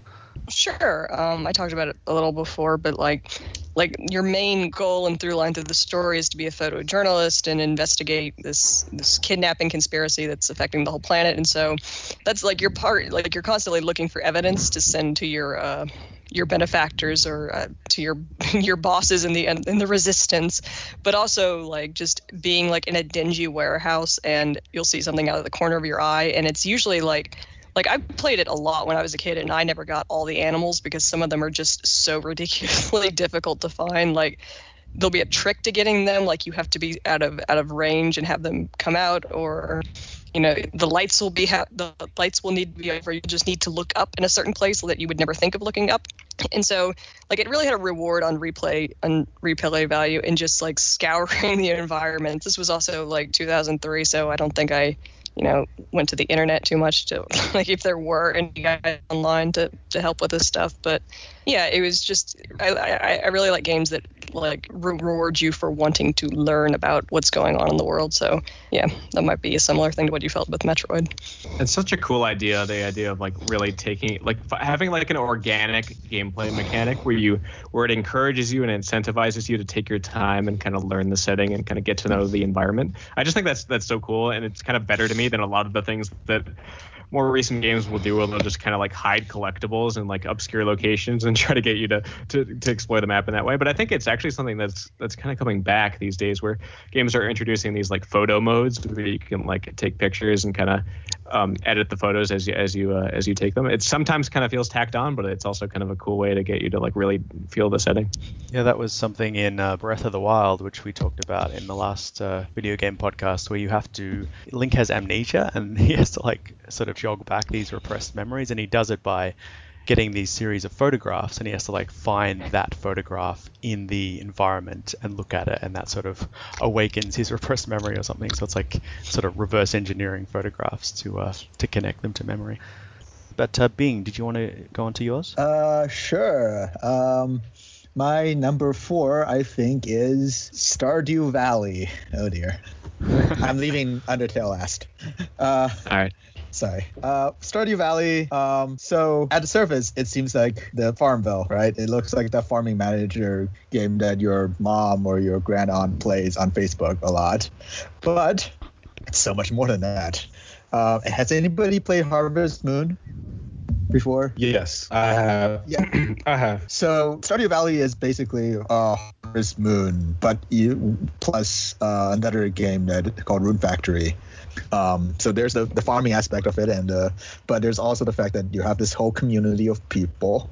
The basic premise is you were working for this evil corporation for many years, and then you got tired of working for them, and then you decide, and your grandpa, recently deceased, left a farm in your estate, and you come back and decide to live as a farmer, and you grow pumpkins and blueberries and stuff, and you sell your produce, you earn money, but you can also then do a lot of things to help this town that you have recently relocated to. You meet a bunch of I think there's at least 20 to 25 people living in this town who you can all meet and form relationships with. You can date, I think, 12 of them, and eventually get married. That's a Harvest Moon thing. There's a mine in which you can fight monsters where you can also farm other sorts of resources through there. So that's the dungeon crawling aspect of this game. There are various missions. Very soon, the game will ask you to two paths. Take one or two paths. One is you're going to help rebuild the community center, which has been left desolate for a while. For this house, and basically you do various sorts of missions that help build up community center and help this community come back together again. The other path is you become a member of the old corporation that you used to work for, and turn that community center into a storage warehouse and spread the influence of Walmart in your town. So I've never taken the evil corporation path, but that sounds like a fascinating turn for your game. Hey, you can get great deals on seeds and stuff if you go to. Oh yeah, you can, I guess. Or you can try to actually befriend people in your town. They'll give you shit in mail every nonsense. But it's one of those games. Basically, once you get started, you just almost never stop playing. It's that one more turn thing. It's the one more day syndrome. It's like but it also feels very relaxing. Like there are certain goals that the game sort of says you can try to accomplish, but you don't really have to. You can just take it easy. You can just, to maximize profit, you should probably grow this many blueberries during summer. But you don't have to. You can grow some rhubarb for whatever, and it's relaxing and it's fun and it sucks time away from your life. And there's so much hidden depths to this game. Like the more you play, the more stuff you do dig up, and it's just like Undertale. It's basically made by one single person, and he keeps adding more and more stuff to the game. So yeah, Stardew Valley. I know, Zach, you have played. Yeah, Stardew Valley. Yeah, I love Stardew Valley for all the reasons that you say. I think that it's just like such a cathartic experience, and it's just, as you say, easy to fall into and easy to get into that kind of farming mindset. You kind of always go into each day in the game with kind of like a plan of what you want to do for that day. Like today I might want to go fishing, or I might want to go into the mine and see how far I can get there. Might need to spend most of the day kind of caring for my farm and making sure it's in good shape. Or maybe I can get into a position later where I can like get some sprinklers in place so I don't have to spend half the day watering my plants. That kind of thing. Ingredients, sprinklers. Yeah, it's so fun to just slowly build up your farm and to kind of build up that sense of sort of your sense of industry as this farm, and also your sense of community as you could spend a day, getting out and meeting new characters and kind of advancing those plot lines, the individual plot lines with all the people in town. And yeah, it's so calming. It's so fun. It's the kind of game. It's perfect. It's the perfect kind of game for like if you wanted to like listen to like a podcast or whatever, just like play Stardew Valley. It's the perfect kind of game for that, and it's also got a pretty good kind of forward momentum with all this stuff with the community center too, where you feel like you're really working towards something at some point. It's also weirdly relatable in a way, in terms of the basic premise of you kind of trying to escape corporate life and go out into the country and kind of live this more relaxed lifestyle. It's like, it kind of makes me wish I could inherit some kind of farmland to do the same thing, so there's that too, and you kind of get that kind of vicarious experience. Yeah, but like it's also like the characters in the town. I mean, some of them are funny and fluffy and all that stuff, but some of them have like pretty interesting stuff going on with them. Mm-hmm. Like if you like really go into like deeper in a relationship with some of these people, like some of them are, it's very interesting. They actually tackle some issues like depression, depression, like learning disability, all that sort of stuff. Yeah, and they're all really unique, especially there's obviously the characters you can like romance and stuff, and you really have to think about like who's my waifu in this game, like which one will I pick? There's all kinds of great options in Stardew Valley. It's America's next big hit sitcom. Who's my waifu? Yeah, exactly. Oh yeah. Exactly. Yeah, it's fun, and I think it also has a lot of replayability too. I haven't actually gone back, but I can't wait to when the multiplayer version comes out. There's like a co-op version. That's on the way. I can't wait to do that. It sounds like a great way to experience this. Oh yeah, I'm then you might have to compete. You'll have to compete for waifus then. True that. Have they said how the multiplayer is going to function? I think the way I've heard, I'm not an expert on this, but I think the way I've heard is that it actually is kind of like one main player, and like everyone else kind of acts as like farm hands or something like that. I'm not sure exactly, but everyone works on the same farm. It's not like different farms that you compete with each other on, but everyone kind of works together to get the same farm running. So that's pretty much all I know. Yeah, no, that's one of the things I'm really looking forward to. The different maps is also great. It really changes the way you play the game. Like having a river, you can have like a river map in which you can fish in your farm. You can have like a rocky map in which you can do a lot of mining. There's all sorts of options in this game that makes like you said, it's very replayable. Yeah, it captures like one of my other childhood favorite games is Animal Crossing. You know, the original GameCube Animal Crossing. It captures that same feel of like getting to know the community but also building up your own like, you know, sense of self and your own like kind of homestead. Kind of building that up is so gratifying and fun, and you also unlock different parts of the map, and there are these kind of like interesting story elements too. It's definitely not like the selling point, but they're all are kind of cool like story elements that you unlock as you find more pieces of the map and explore new areas. Mm-hmm. Yeah, I can't think of a single person that wouldn't enjoy this game. It's pretty broadly appealing. Obviously, if you don't like a slower kind of farming game, probably wouldn't be for you. But I think anyone has the chance to enjoy Stardew Valley. It's pretty cool. That does sound appealing, the idea of a sort of slow-paced, kind of relaxing game that you can just throw on and listen to a podcast while you're doing it, rather than, you know, as like a contrast to the more high-octane kind of angry, aggressive games that are so popular. You can play Doom and then you play Stardew Valley after. Right. To like nourish your soul again. I mean, that's it. Some of the mines are actually pretty hard, especially the higher level mines. So. That's true. Yeah, there's combat in the game in the mines. You kind of have to fight monsters there, and it can get tense for sure. If you die, you like lose a bunch of money, I think, because you have to pay a medical bill because they drag you out of the mines and put you in your bed and stuff. So I mean, I really, the game really isn't super tense, but there's definitely like that level of it too if you want that. Not even Stardew Valley is safe from demons. No. Well, they're mostly the demons in those games you can actually befriend some of them.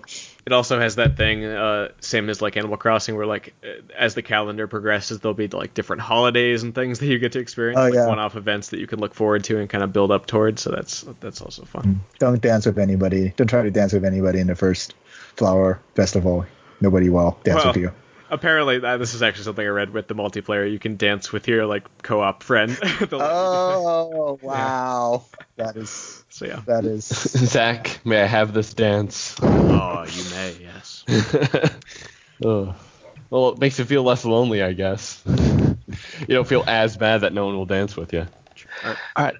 Any more to stay on Stardew Valley? No, that's right. We'll go on to Paul is next. All right. Since I don't remember at all what I said not last year, 2 years ago at this point. Was it 2 years? Well, it was 2016, and I'm going by years. A year and a few months.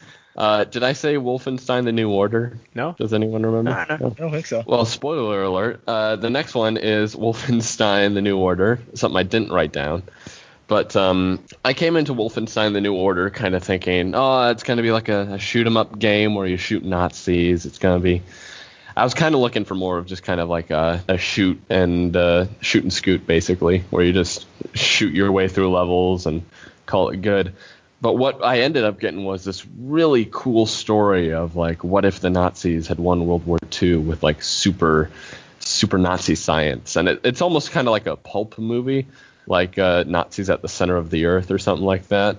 But like you play as B.J. Blazkowicz, the famous Wolfenstein, basically American commando, and he's like this all American guy, and you're shooting your way through like the first level, but you fail. And because of your failure, you have to come to terms with the fact that the Nazis have taken over the world now, and now it's your responsibility to get in touch with the resistance and basically try to fix what you've done. It came up with some actually really interesting characters, like BJ's love interest, Anya. She's the one who kind of takes care of you, and then you find out she's actually had a bit of a history with dealing with Nazis in the past.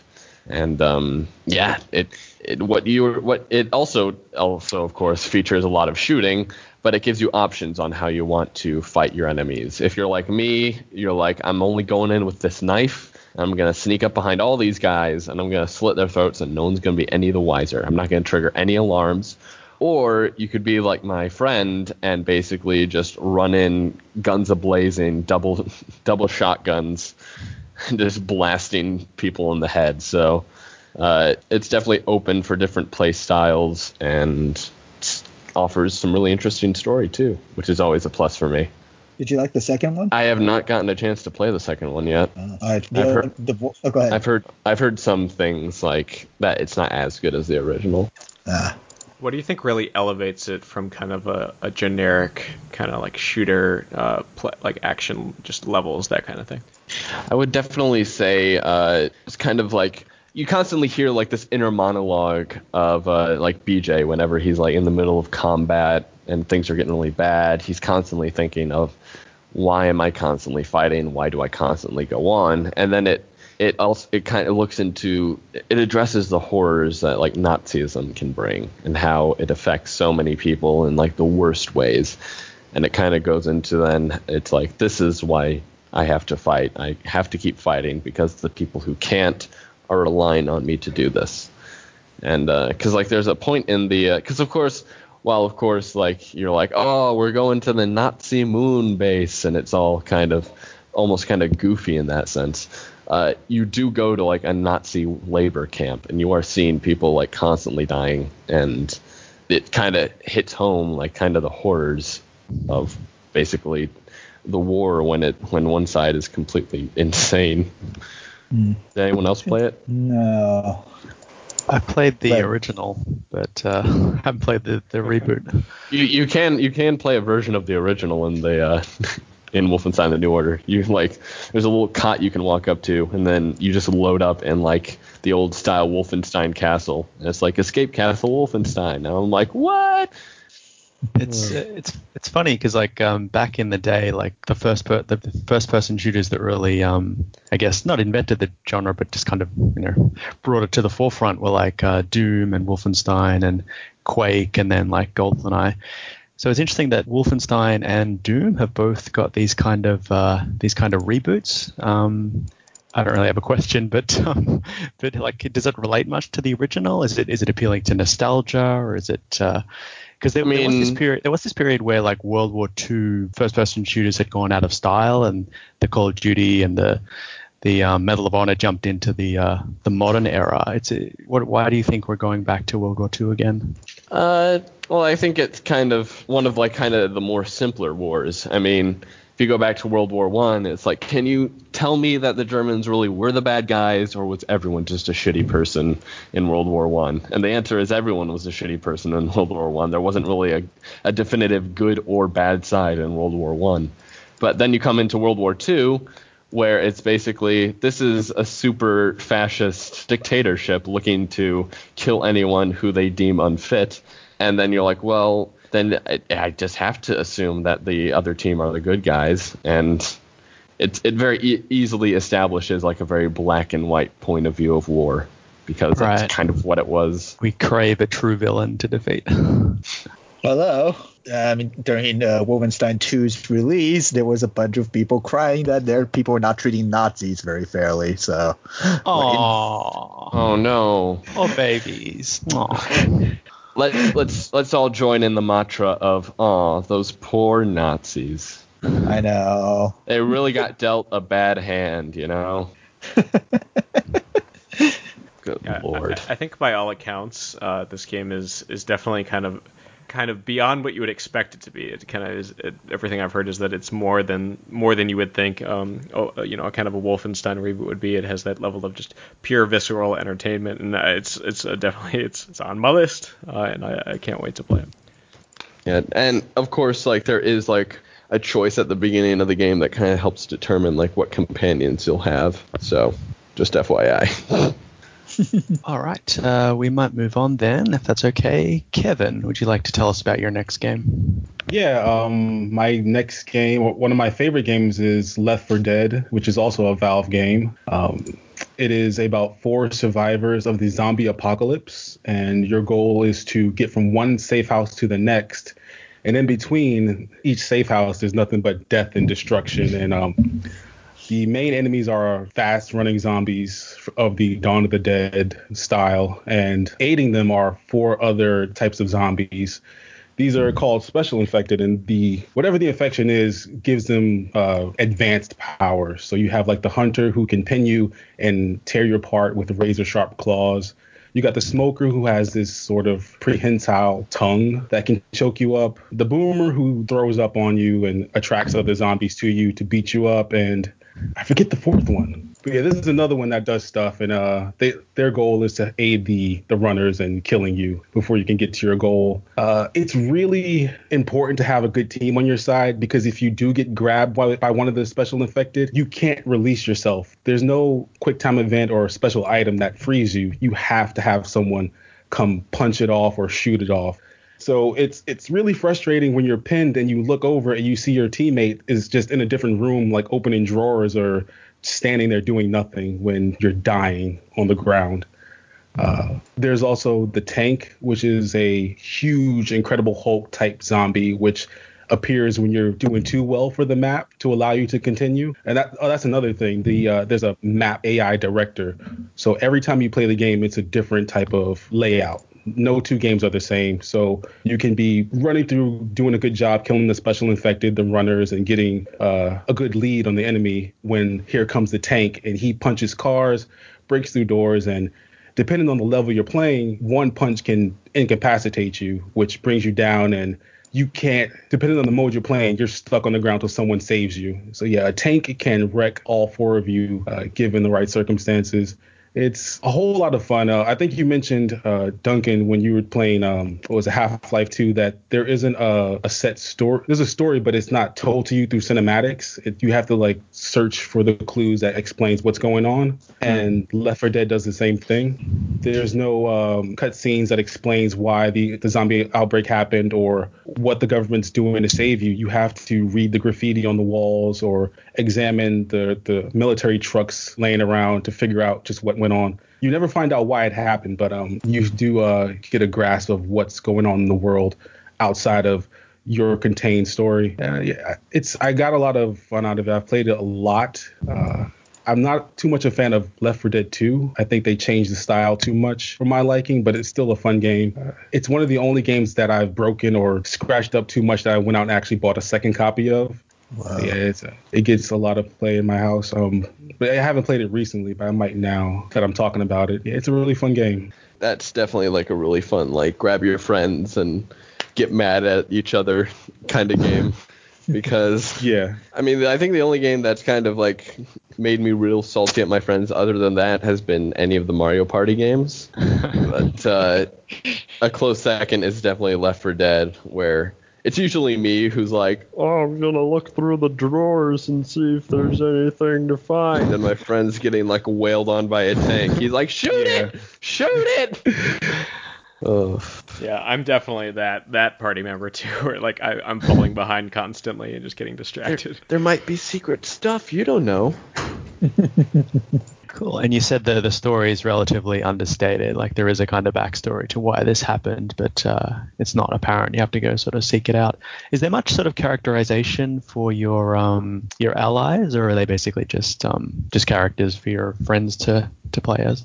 No, I should have mentioned that the survivors, they have a lot of personality because they're constantly having this witty banter between them. You can gauge from what they say that they've been through this for a very long time, and they're slowly becoming family in a way. There's one character, Bill, who has somewhat of a paternal relationship with another character, Zoe. Yeah, cool. Yeah, because I was thinking, especially with Half-Life, that's one of Valve's strong suits, the kind of in-game dialogue to build up characterizations. Can you play? Do you have to play multiplayer, or can you play just like a single-player campaign with bots? Yeah, there's a single-player campaign with bots on your side, and the AI is not bad, but I guess to make it not easy for you, sometimes the bots will take the long way around to save you. So you're just sitting there raging while you're being ripped apart. I guess, so this was released sort of 2008, 2009, and I guess it's kind of riding a wave of zombie literature and television and video games and stuff. Is there anything in particular that makes it stand out from other properties? I'm not quite sure. I watched some. I'm familiar with some zombie movies, and like it's a bit of a Dawn of the Dead in there. It has some Resident Evil in it, where the special infected are like tyrants in that game. They're extra mutated as compared to the rest of them. But I'm not sure. I think it does. It brings something new to zombie video games. Maybe not so much the zombie lore. Sure. Are they fast-moving zombies or shuffling zombies? No, they're running and punching at you. Okay, so it's the post 28 days later zombie. Yeah. Cool. The less manageable zombie. I feel like a game like this, like a new Left 4 Dead or something, would play really well these days. I think that people are craving this kind of like co-op experience where you can kind of advance your characters through maps and work together. But they're not doing it. I don't know why. I know there's like Warhammer Vermintide, which kind of does this kind of thing too, but it doesn't quite have the same kind of like prestige or kind of like, just like level of excellence. I don't think as Left 4 Dead. Well, just like Half-Life, it has that legendary part 3 that's just never shown up. Oh, really? Yeah. It's too brilliant for our eyes. Okay. Might move on. So I think I'm last. So my next game is a survival horror game by Capcom, speaking of zombies, released in 2005 for the GameCube, and it is called Resident Evil 4. The player takes control of U.S. Special Agent Leon Kennedy as he ventures into rural Spain in search of the president's kidnapped daughter. He discovers that she's been taken by a sinister cult and must fight hordes of violent villagers and mutated monsters to rescue her and keep her safe. The game is an excellent blend of horror and action and focuses on the exploration of eerie environments such as abandoned farms and ruined castles, and the confrontation of some truly frightening and disgusting enemies. Much of the tension of the game comes from fighting the onslaught of enemies with limited resources. You'll sometimes simply run out of ammo or get low on health and be forced to retreat and search the environment for more, all while still being attacked. It really forces you to value every bullet and take extra care while aiming, which can build tension as the enemies get closer and closer. It also forces you to use the environment to your advantage, exploiting natural obstacles to slow the horde down or channeling them into tight spaces so they can be picked off en masse. As well as creepy exploration, the game features some thrilling set pieces, including moments when you'll be trapped in a building, besieged by monsters, and have to barricade openings, kick down raised ladders, and dispatch invaders quickly before they get a chance to overwhelm you. Boss battles are equally nauseating and draw on a lot of body horror, with human bodies sprouting razor-sharp tentacles and plant limbs. Resident Evil 4 is a massive, exciting, tense game which meshes B-grade horror tropes with truly unsettling locations and enemies. Anyone else played Resident Evil 4? Thoughts? I played it for the Wii, and I remember it was years ago. Like when you use the motion controls, you had to swing to do the knife, so there was a lot of that going on. Yeah, a lot of waggle. The days of the Wii controller. Oh my god, I remember that. I remember the Resident Evil 4 for Wii where you had to like throw the knives. Oh, that was so stupid. Yeah. Yeah, they had a few things like that. Like they had I can't remember exactly, but if a boulder was like rolling behind you, you'd have to wag the Wii controller back and forth to run faster. And I think there was something to do with like you would throw a grenade with a nunchuck by shaking the nunchuck or something. Yeah, they really went all out with it.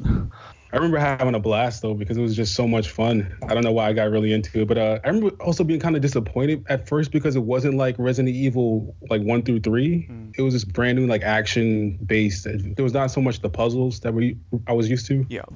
Yeah, there were some puzzles throughout the game, but it was more action focused for sure. It also, the way it was presented was quite different because I think I've only played sort of Resident Evil 1 and 2, but the way they were visualized was with sort of fixed cameras and painted on backgrounds that 3D models would move through. So you would kind of have to adjust your gameplay. Like, it's almost like the camera didn't move and you just adjusted yourself through the environment. Whereas this was much more like third-person shooters that we're used to, which is the camera over the shoulder following you in a 3D space. And it was revolutionary at the time, and it's obviously gone on to influence like lots of games like Gears of War and Batman Arkham Asylum and everything afterwards. But I really enjoy it. Like, I love the first Resident Evil. Well, I've played the remake version on the GameCube, which looks amazing just because they have those painted on backgrounds. Like, it looks really ahead of its time and beautiful and much more horror focused and much more sparse in its enemies. Like, enemies are much more difficult to take down, partly because the controls are so kind of janky. Like, you can't necessarily aim at a particular body part. You just kind of aim at the general zombie and squeeze the trigger. Whereas here, it is much more, you have much more control over your weapons. You can cycle through weapons. You have automatic weapons. But that has to account for just the sheer amount of enemies you have to face. So it all sort of evens out. One thing about the Wii version is, I played both versions, but one thing that's notable is the Wii version is much easier because you can actually use the pointer of the Wii remote to shoot your enemies, it makes it much easier to manage large hordes of zombies than the control stick. So you have to kind of, because one interesting thing is you have to actually stop moving if you want to aim your gun. You can't aim and run and aim at the same time. So you're always aiming in a paused position, so the zombies are moving closer to you constantly. Yeah, I played this game for the first time in full last year. Having played a lot of the games that I know kind of it are successors, spiritual successors to this game, especially in terms of the third-person shooter combat, and I can see why people talk about it so much and why they like it so much. It's just so engaging, and the setting is really, really fun, and just like all the different levels you go through are really cool. It's really fun to throw Ashley into dumpsters all the time. No, I'm just kidding. That's not that fun. But that's part of the game too. And it was just interesting. It was like an interesting experience to go back and play this game that people talk about a lot and just kind of understand why they like it so much. And I kind of played it in a way where I wasn't like trying very hard to collect all the things, so I definitely had to be careful about how much ammo I used and kind of mixing between the different kind of guns and using what I had available to me at the time, which was also kind of a fun layer of tension to that too. The shotgun is just so fun to shoot. Any opportunity to shoot the shotgun was perfect. I love the merchant. What are you buying? What are you selling? I love that guy. Yeah, that guy was magic. I've always been too much of a wimp to play these horror games. I mean, yeah, I think Resident Evil 4 gets the tone sort of just perfectly because the early Resident Evil was much more horror, later ones are much more action. Although the 7th one kind of brought it back a bit, but I think Res 5 is definitely a nice mix, and it is like there's definitely some really creepy parts, but it's also contrasted with quite a silly kind of campy storyline. Like, it's a damsel in distress story basically. All of the enemies are like way over the top. There's like the boss in the castle is just this sort of like 3-foot sort of guy with a Napoleonic complex who's constantly monologuing at you at various points in the game, taunting you, sending giant statues of himself chasing you. So it is quite silly at points as well. Like, it doesn't take itself too seriously. That's good. Yeah, I think the series kind of needed this. In saying that I was disappointed when I first started playing, I realized that 1 through 3 and Code Veronica, they were all kind of the same game. So I think, Resident Evil needed to like have this tonal shift, and I think they hit the right mark with part 5 or 4 rather. Yeah. Have you guys played the other games as well? Like 5, I think, got a lot of flack just because it got a bit too silly. Like, I think they got the tone sort of nice in 4, but 5 has like just infamously stupid scenes where like the character is basically punching boulders out of his way, and it's just basically like a sort of Arnold Schwarzenegger action movie at points. And then 6 is just not a good game at all. Yeah, I've only played 4, and it's really my only experience with it. I think that in that one they do kind of get like the right level of cheesiness for Leon and stuff. Like he has lots of really, that's his name, right? He has a lot of cheesy lines. Like they're funny and they're like as you say, it doesn't take itself that seriously. But I guess if it took it to that next layer of ridiculousness, it might not come across as well. Yeah, it feels like a 1950s kind of Vincent Price horror movie at times. Like, I think it's the 3rd stage where you arrive at the island, and this is kind of where the major boss, who's behind the cult, is headquartered. And he, like, I think the first line he says to you is like, welcome to my island, writhe in my cage of torment, which I remember just as a kid, like, loving. It's definitely such a different attitude towards games where like all the villains like communicate with you and like taunt you over like your like camera or whatever. They just like come to talk to you and taunt you and make sure that you know that they really don't like you. Yeah. It definitely has one of the series' scariest villains, those regenerators. Oh yeah. Yeah, for sure. And because they've got those kind of stretchy arms, so they might be. You're used to the zombie. I mean, technically they're not zombies. They keep emphasizing they're not zombies. They're Ganados, so they're like humans infected with a virus. But you're used to them moving in a certain way and at a certain velocity. But these things kind of they'll be at the far end of a hall, and then all of a sudden they'll stretch to like right next to you. And you'll blow off their limbs, and they just keep growing back and over again until you find the heat sensor to shoot their weak spot. But yeah, lots of cool villains. There's another villain that's like blind, that's got these razor sharp claws, and you sort of have to stealth around him and distract him with noises. So you like hit a bell to get him to run over to one part of the environment, and then you can attack his weak spot, which is his back. The environments definitely add a lot to kind of the tension of the combat, especially with those regenerators, where you often have to fight them in like very tight corridors, and you feel like you don't really have anywhere to go. And there's something about the like 180 spin around where it like feels like you like turn around and there's like a whole new set of enemies over there you have to deal with too. Yeah. And it has that kind of like arcadey feel to it that's appealing. I think one of the best ways they create tension, as I mentioned, is the fact that you can't move and shoot at the same time. So you have to like perfectly time the amount of shots you get off before you realize you have to 180 and run away to give yourself some more time. It's like this meter that's slowly closing in on you. How much damage can you get off before you have to retreat? And the other mechanic I loved was the sort of siege levels where you're trapped in a house and have to fight off the enemies, barricade doors. It's just this kind of multitasking scenario where you're running upstairs and downstairs, checking each window, dealing with enemies in clusters and one at a time, and just it's a really great kind of management scenario. Yeah, and you feel so awesome when you pull it off and you get through all the waves of enemies. Yeah, it's a great sense of relief as well when the cutscene kicks in. You realize, oh, okay, I'm safe. Although sometimes it'll be a cutscene to introduce a worse enemy. Yeah, it was for me especially that, given like the whole ammo situation. I was like, all right, I'm good. Oh shit, I'm not good. And I have to figure out what to do with my very limited supplies. Yeah, that's the other thing. The slowly sort of melting bar of how much ammo you have. You're like, okay, I can survive 3 more waves on the bullets I have, and then all of a sudden, okay, I've got no bullets, I'm gonna have to start using my knife. So you have to get sort of close in combat, which obviously puts you at far more risk. So there's a series of sort of management systems and the amount of space you can even carry in your satchel. Like what things am I going to use to most effect? What things can I pick up and what things do I just have to leave or discard? Yeah, and even the healing items themselves, like you really have to kind of work toward getting a good healing item with the different herbs and like putting them together. And like I have these very few super healing items I have to conserve very carefully. Yeah.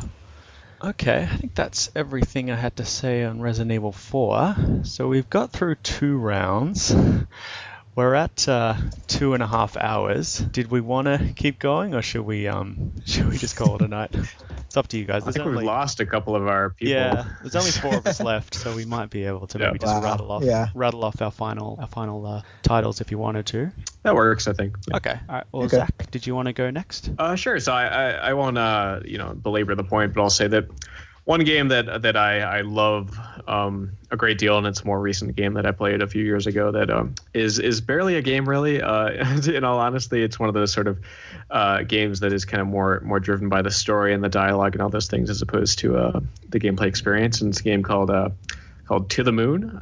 It was a game made in RPG Maker, which is like a sort of basic game development engine that you can use on PC. So that kind of is generally games made with that are not that good. So this game was kind of exceptional in that way, where it was made from this kind of basic software.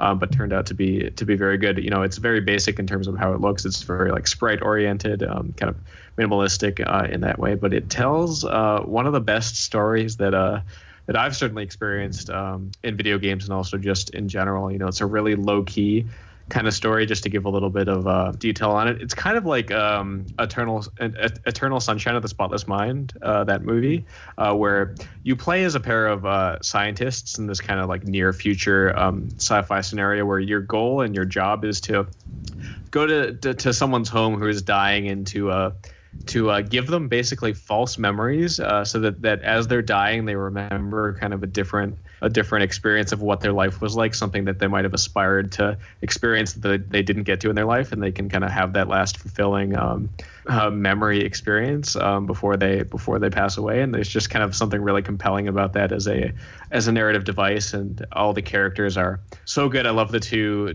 main characters, the two scientists you play as you progress through the story, and you kind of go into this person's memory and experience the full spectrum of what their life was like and kind of the things they went through and the experiences they did.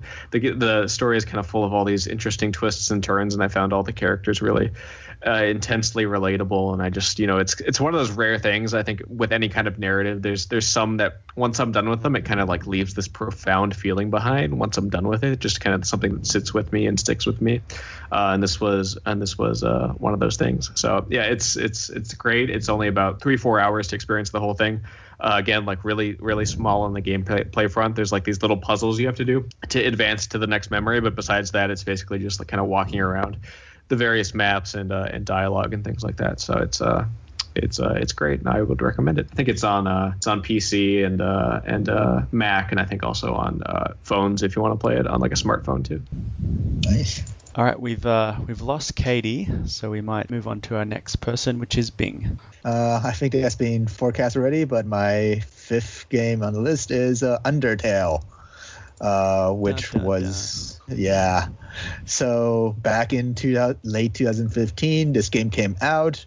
Almost every single YouTube reactors Let's Player has since played it, reacted to it. And its fandom is now infamous on the internet and stuff. But the game itself, I think, still holds up. It's one of those games, again, at first glance, it looks simple, right? And it was also literally made on RPG Maker by a single person, Toby Fox, who also did the music, infamously. And it's about this random kid who falls down a hole where all the monsters live, and you have to go and try to get out.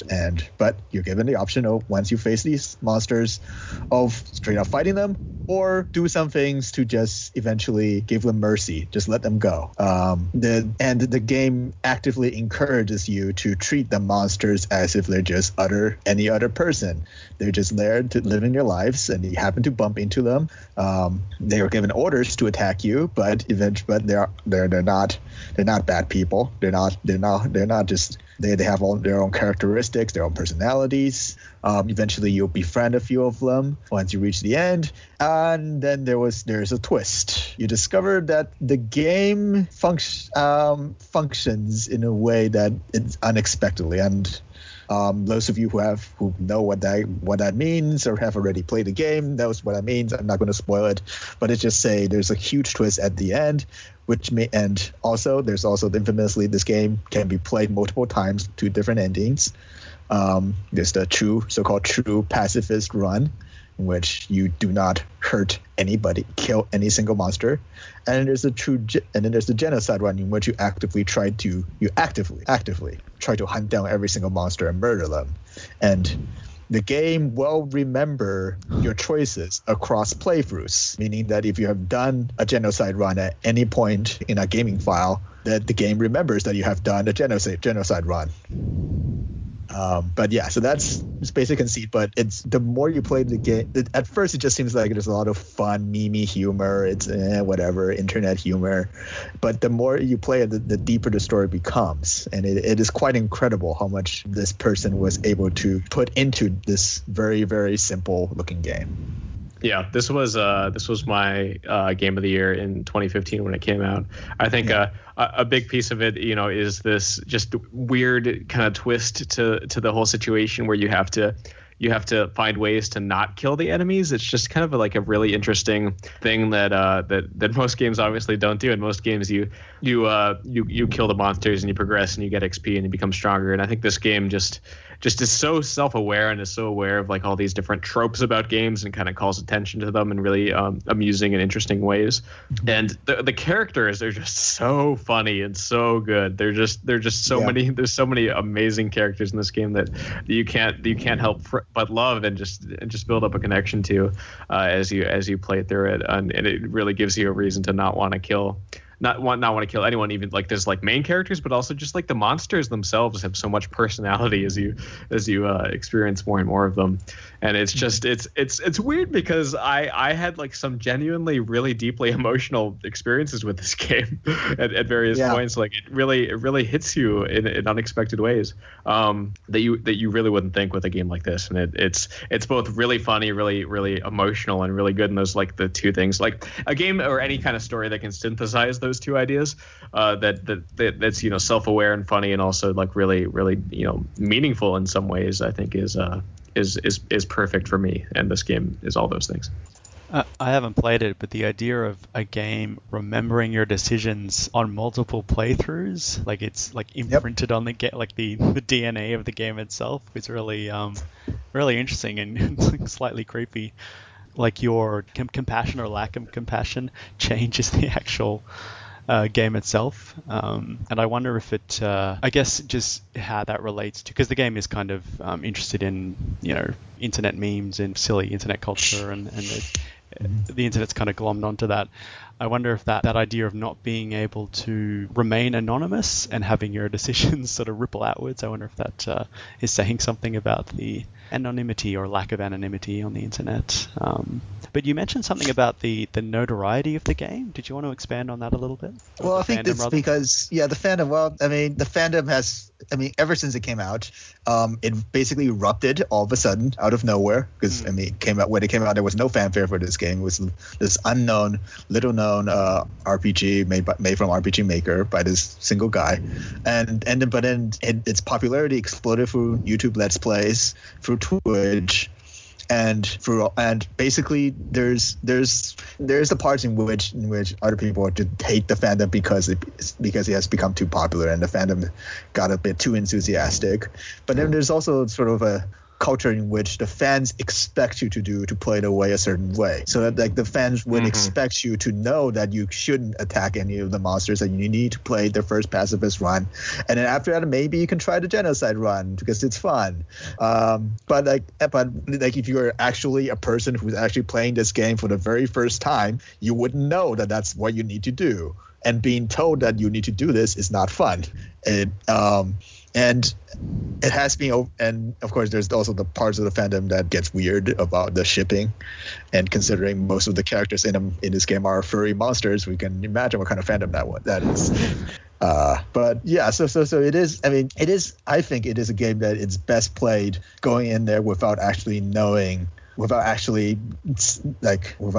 that I need to play this game this certain specific way in order to do the best. It's better to just experience this game as you would any other game and just try it out before you start actually exploring those other paths. But a lot of the fans don't seem to have that expectation. It seems counter to the idea that you're experiencing the game anew, and it's like a personal experience. If you're simply trying to beat the game just to, I don't know, fulfill its mechanical potential, then it kind of sucks a lot of the magic, a lot of the spontaneity or emotional connection out of it, you'd think.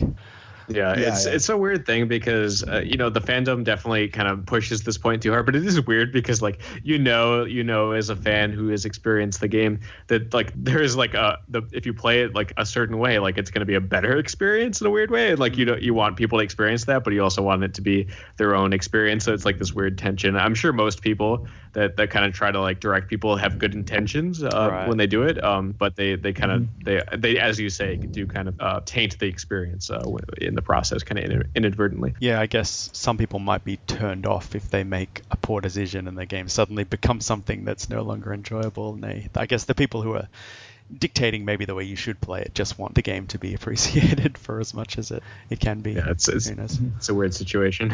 They might feel that because it doesn't have this huge hype machine, they may have taken ownership or taken mentorship of the game and have to feel the obligation to champion it. But yeah, no, I think there's a certain gatekeeping aspect to that as well, which it's not encouraging. It's not what this game is about. Ultimately, this game is about inclusivity and it's about finding yourself.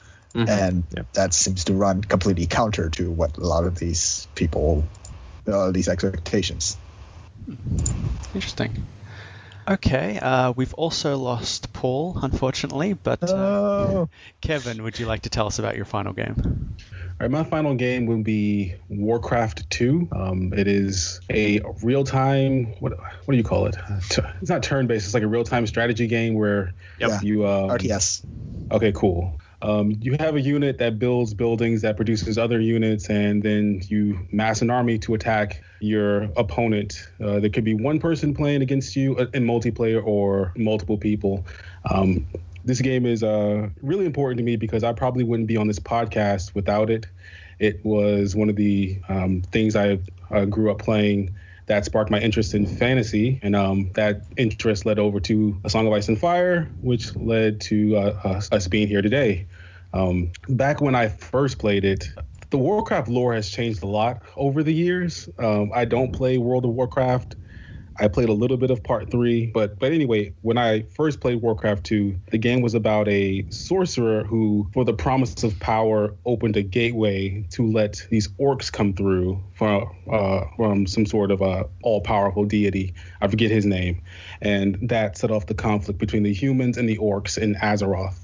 I think the expansion for Warcraft 2 was called Beyond the Dark Portal, and that was when the humans led an offensive through the portal to strike back at the orcs on their home turf. I could be getting things mixed up, but yeah, that was the basic story back then. It was humans versus orcs. It was a whole lot of fun. Some of my fondest childhood memories are being at my dad's house in his basement where he had like several desktops set up in different rooms, so that me, my brother, and family friends could play Warcraft against each other online or through LAN or whatever you call it. And that was a lot of fun. I'm not sure if you can still play it anywhere, but if you can, or if you can check it out on YouTube or something, give it a shot, because it's definitely nothing like World of Warcraft, which is, you're online with various people doing whatever you do. I never played World of Warcraft. But if you want to know more about the lore and experience what it used to be like way back in, my day, go ahead and check out Warcraft 2 wherever you can. Yeah, I've always been more of a StarCraft person than Warcraft, to be honest. Have I played Warcraft before? I guess I haven't. Huh. Yeah, I have played StarCraft. Yeah, I'm a just ridiculous Blizzard fan in so many ways, but Warcraft 2 is a little early for me. Before I got into all that stuff, but I know that obviously it kind of set the standard for everything to follow. And StarCraft and StarCraft 2 are basically my favorite games. They're actually so much my favorite that I couldn't even bring them up on this podcast because it would take me too long to explain why. But yeah, they're definitely they're important to me. So yeah, I feel that. Yeah, it's amazing. Have you watched the new Warcraft movie? Surprisingly, no, but I remember growing up really excited for the possibility of there being a Warcraft movie. And I had a childish thought of I'm going to be the guy to write it. I'm going to do a great job. No, that never happened. And apparently the guy who did it didn't do a good job himself. So Well, the movie itself was not very was a flop, but it was a hit in China, so it made money. The weird thing is, like, the movie is based more on the World of Warcraft, which I don't really know much about because I've never played it.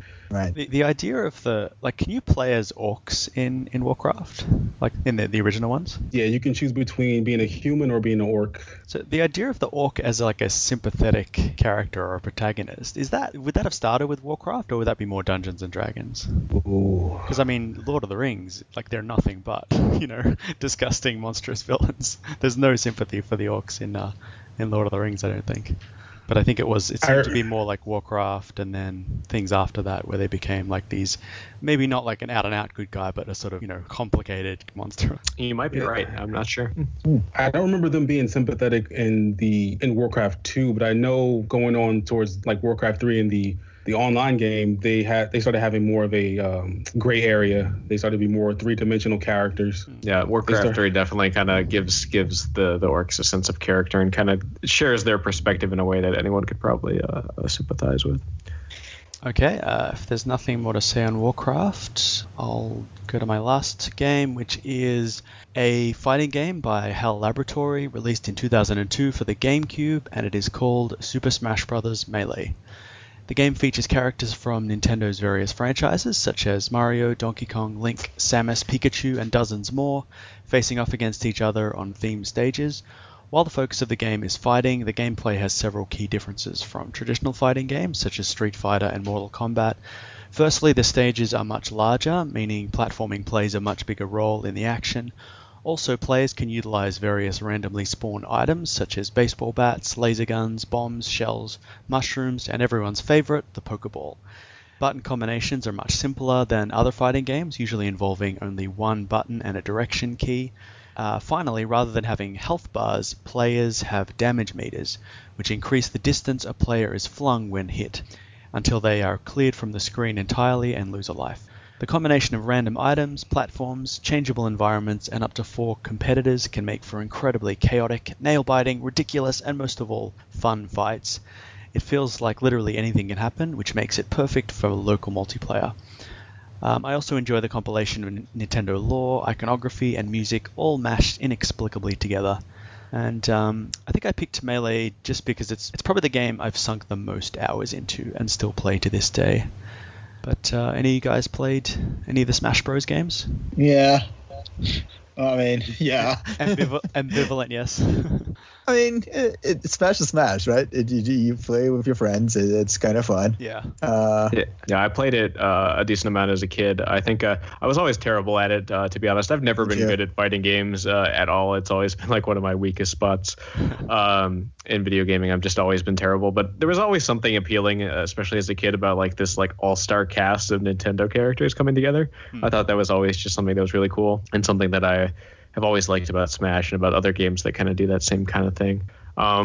For me, like the thing that I really love about Smash these days is kind of like the competitive scene around it. That kind of like high level of Smash players that have taken it to such an insane degree where they're so good at it. I love watching those tournaments and things like that. And there's this really, really good kind of amateur documentary about some of the best Smash players ever throughout the course of the game's history called The Smash Brothers. You can find it on YouTube. It's like 4 hours long if you want to dive into that. It's really, really well done for like an amateur documentary, and it's a really interesting kind of story about the game's history and the history of the people who have played it and kind of all these weird advances and weird technical ways they've found to kind of optimize the game and take it to the highest possible level. So yeah, I'd recommend that to anyone to check out. Well, I think it speaks to the quality of the game that it can be played at a really casual level and at a really intensely competitive level.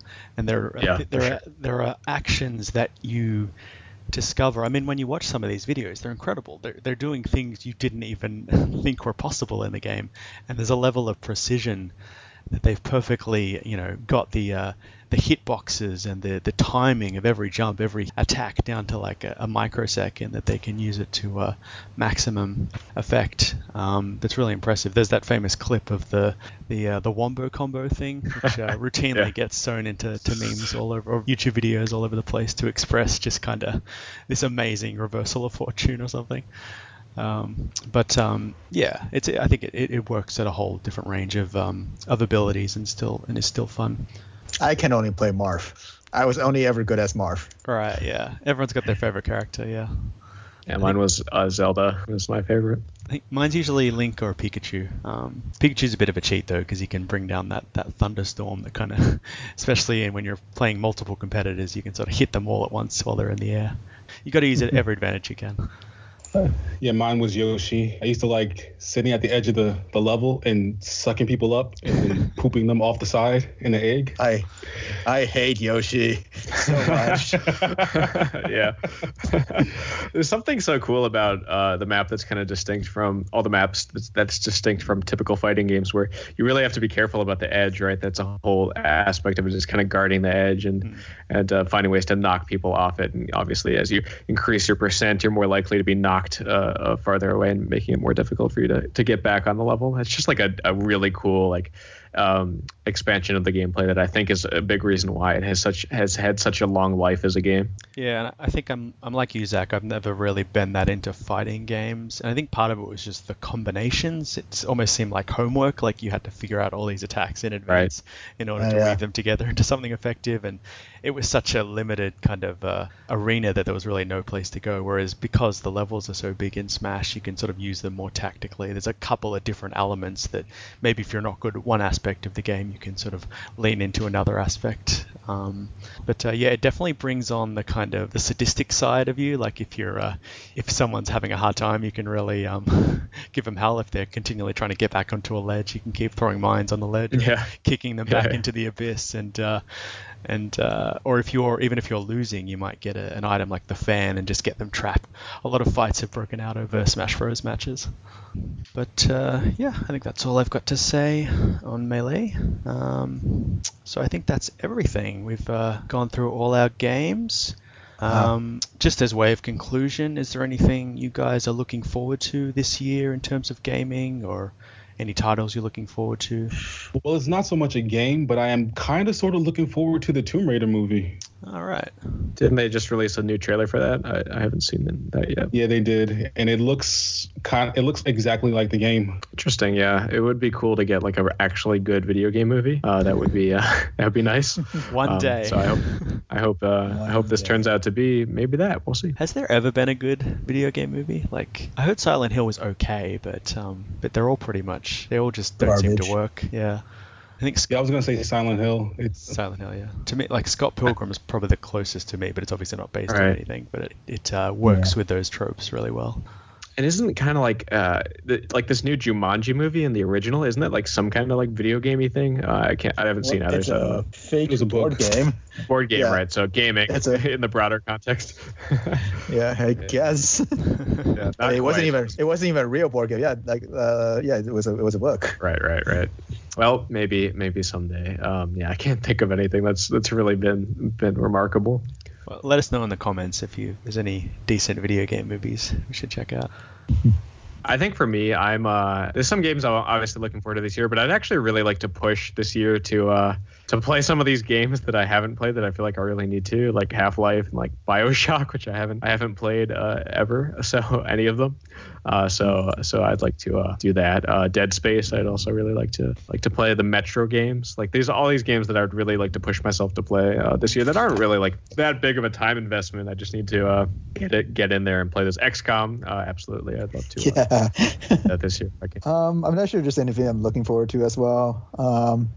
I'm sure like stuff will pop up that I will find interesting that I'll eventually play.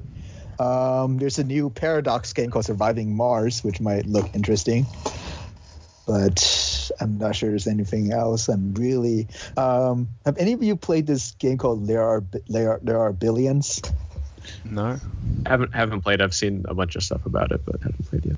It's kind of like an RTS, but except you fight waves and waves of zombies. So you have to keep building up your town and your protections for it.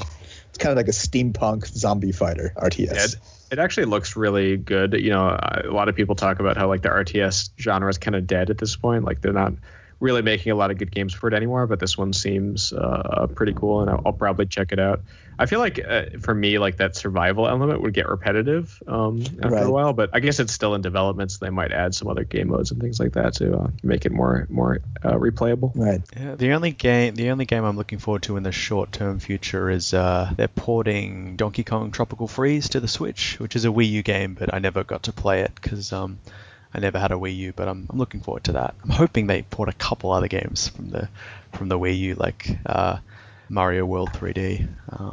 But yeah, that should be fun because I love the first Donkey Kong Country Returns and all the SNES games and all that, so that should be cool. But yeah, so that concludes the video game roundtable. Please let us know what you thought of our picks and also what your favorite games are. Most of our picks seem to be from the year 2000 onwards, so I'd be interested in maybe hearing from some older generations of games. I'll include a list of all our games in the podcast show notes if you wanted to reference them. But are there any upcoming podcasts people wanted to give a plug for? I think I'm in the latest Song of Ice and Fire podcast. Oh, really? Oh, nice. Got on. Oh, cool. Yeah. You think? Well, maybe they think I suck so much they just cut the episode. Who knows? Oh my god, they just cut you entirely out. I doubt it. I'm sure it'll be out there. Yeah, no, that'll be good. Is that your first time on the main podcast? I think I've been on. I was on like a few years ago, but yeah. And you do all those anime ones on Bastards of Kingsgrave. Yeah. Right? Right. Yeah. That's usually what I expect Amin to call me for. Well, you're in the inner circle now, so you might get more opportunities. Ooh, inner circle. Corruption is rife. Are the linear rereads part of the inner circle? Not really. I mean, when I say inner circle, I'm talking about a podcast of Ice and Fire, so like a main project. Oh. Whereas the that's a VOK project. Yeah. Yeah. Okay. Everyone's equal in VOK. Which I actually have never been on a linear reread, so I probably should get on that. Yeah, get on it. Because I think they're losing a few people for Feast Dance. Like I think Varley is ready to jump ship because he didn't enjoy those books. So I'm sure there'll be a few slots available. Maybe. Although I don't, my copy of Dan's is missing somehow. Yeah. Hurled off a balcony at some point. Or lost in one of the boots. Burst into flames because it's not very good. Oh, shots fired. That's not that controversial an opinion. No, it's not actually. No. I don't think I'm sorry. I don't think Vina likes Dance very much. But I think we're trying to like give it another go just to give it a fresh set of eyes now that we've read everything else. There's nothing left to read. Maybe someday. Someday. Kevin, Zach, anything coming out? I'll be on the linear reread, and I think the 28th we start recording for Feast for Crows, which is also not very good. Yeah, I did a linear reread last weekend where we did the prologue for Feast for Crows, so we're definitely getting into the newer books, which will be interesting. Nice. Okay, well, I think that's everything. So I'd like to thank our hosts for this evening, Zach, Katie, Bing, Paul, and Kevin. This has been the Vassals of Kingsgrave. Thanks for listening, and we'll catch you next time. Bye. Thank you very much. Thank you, sir. Thank you. See ya. See ya.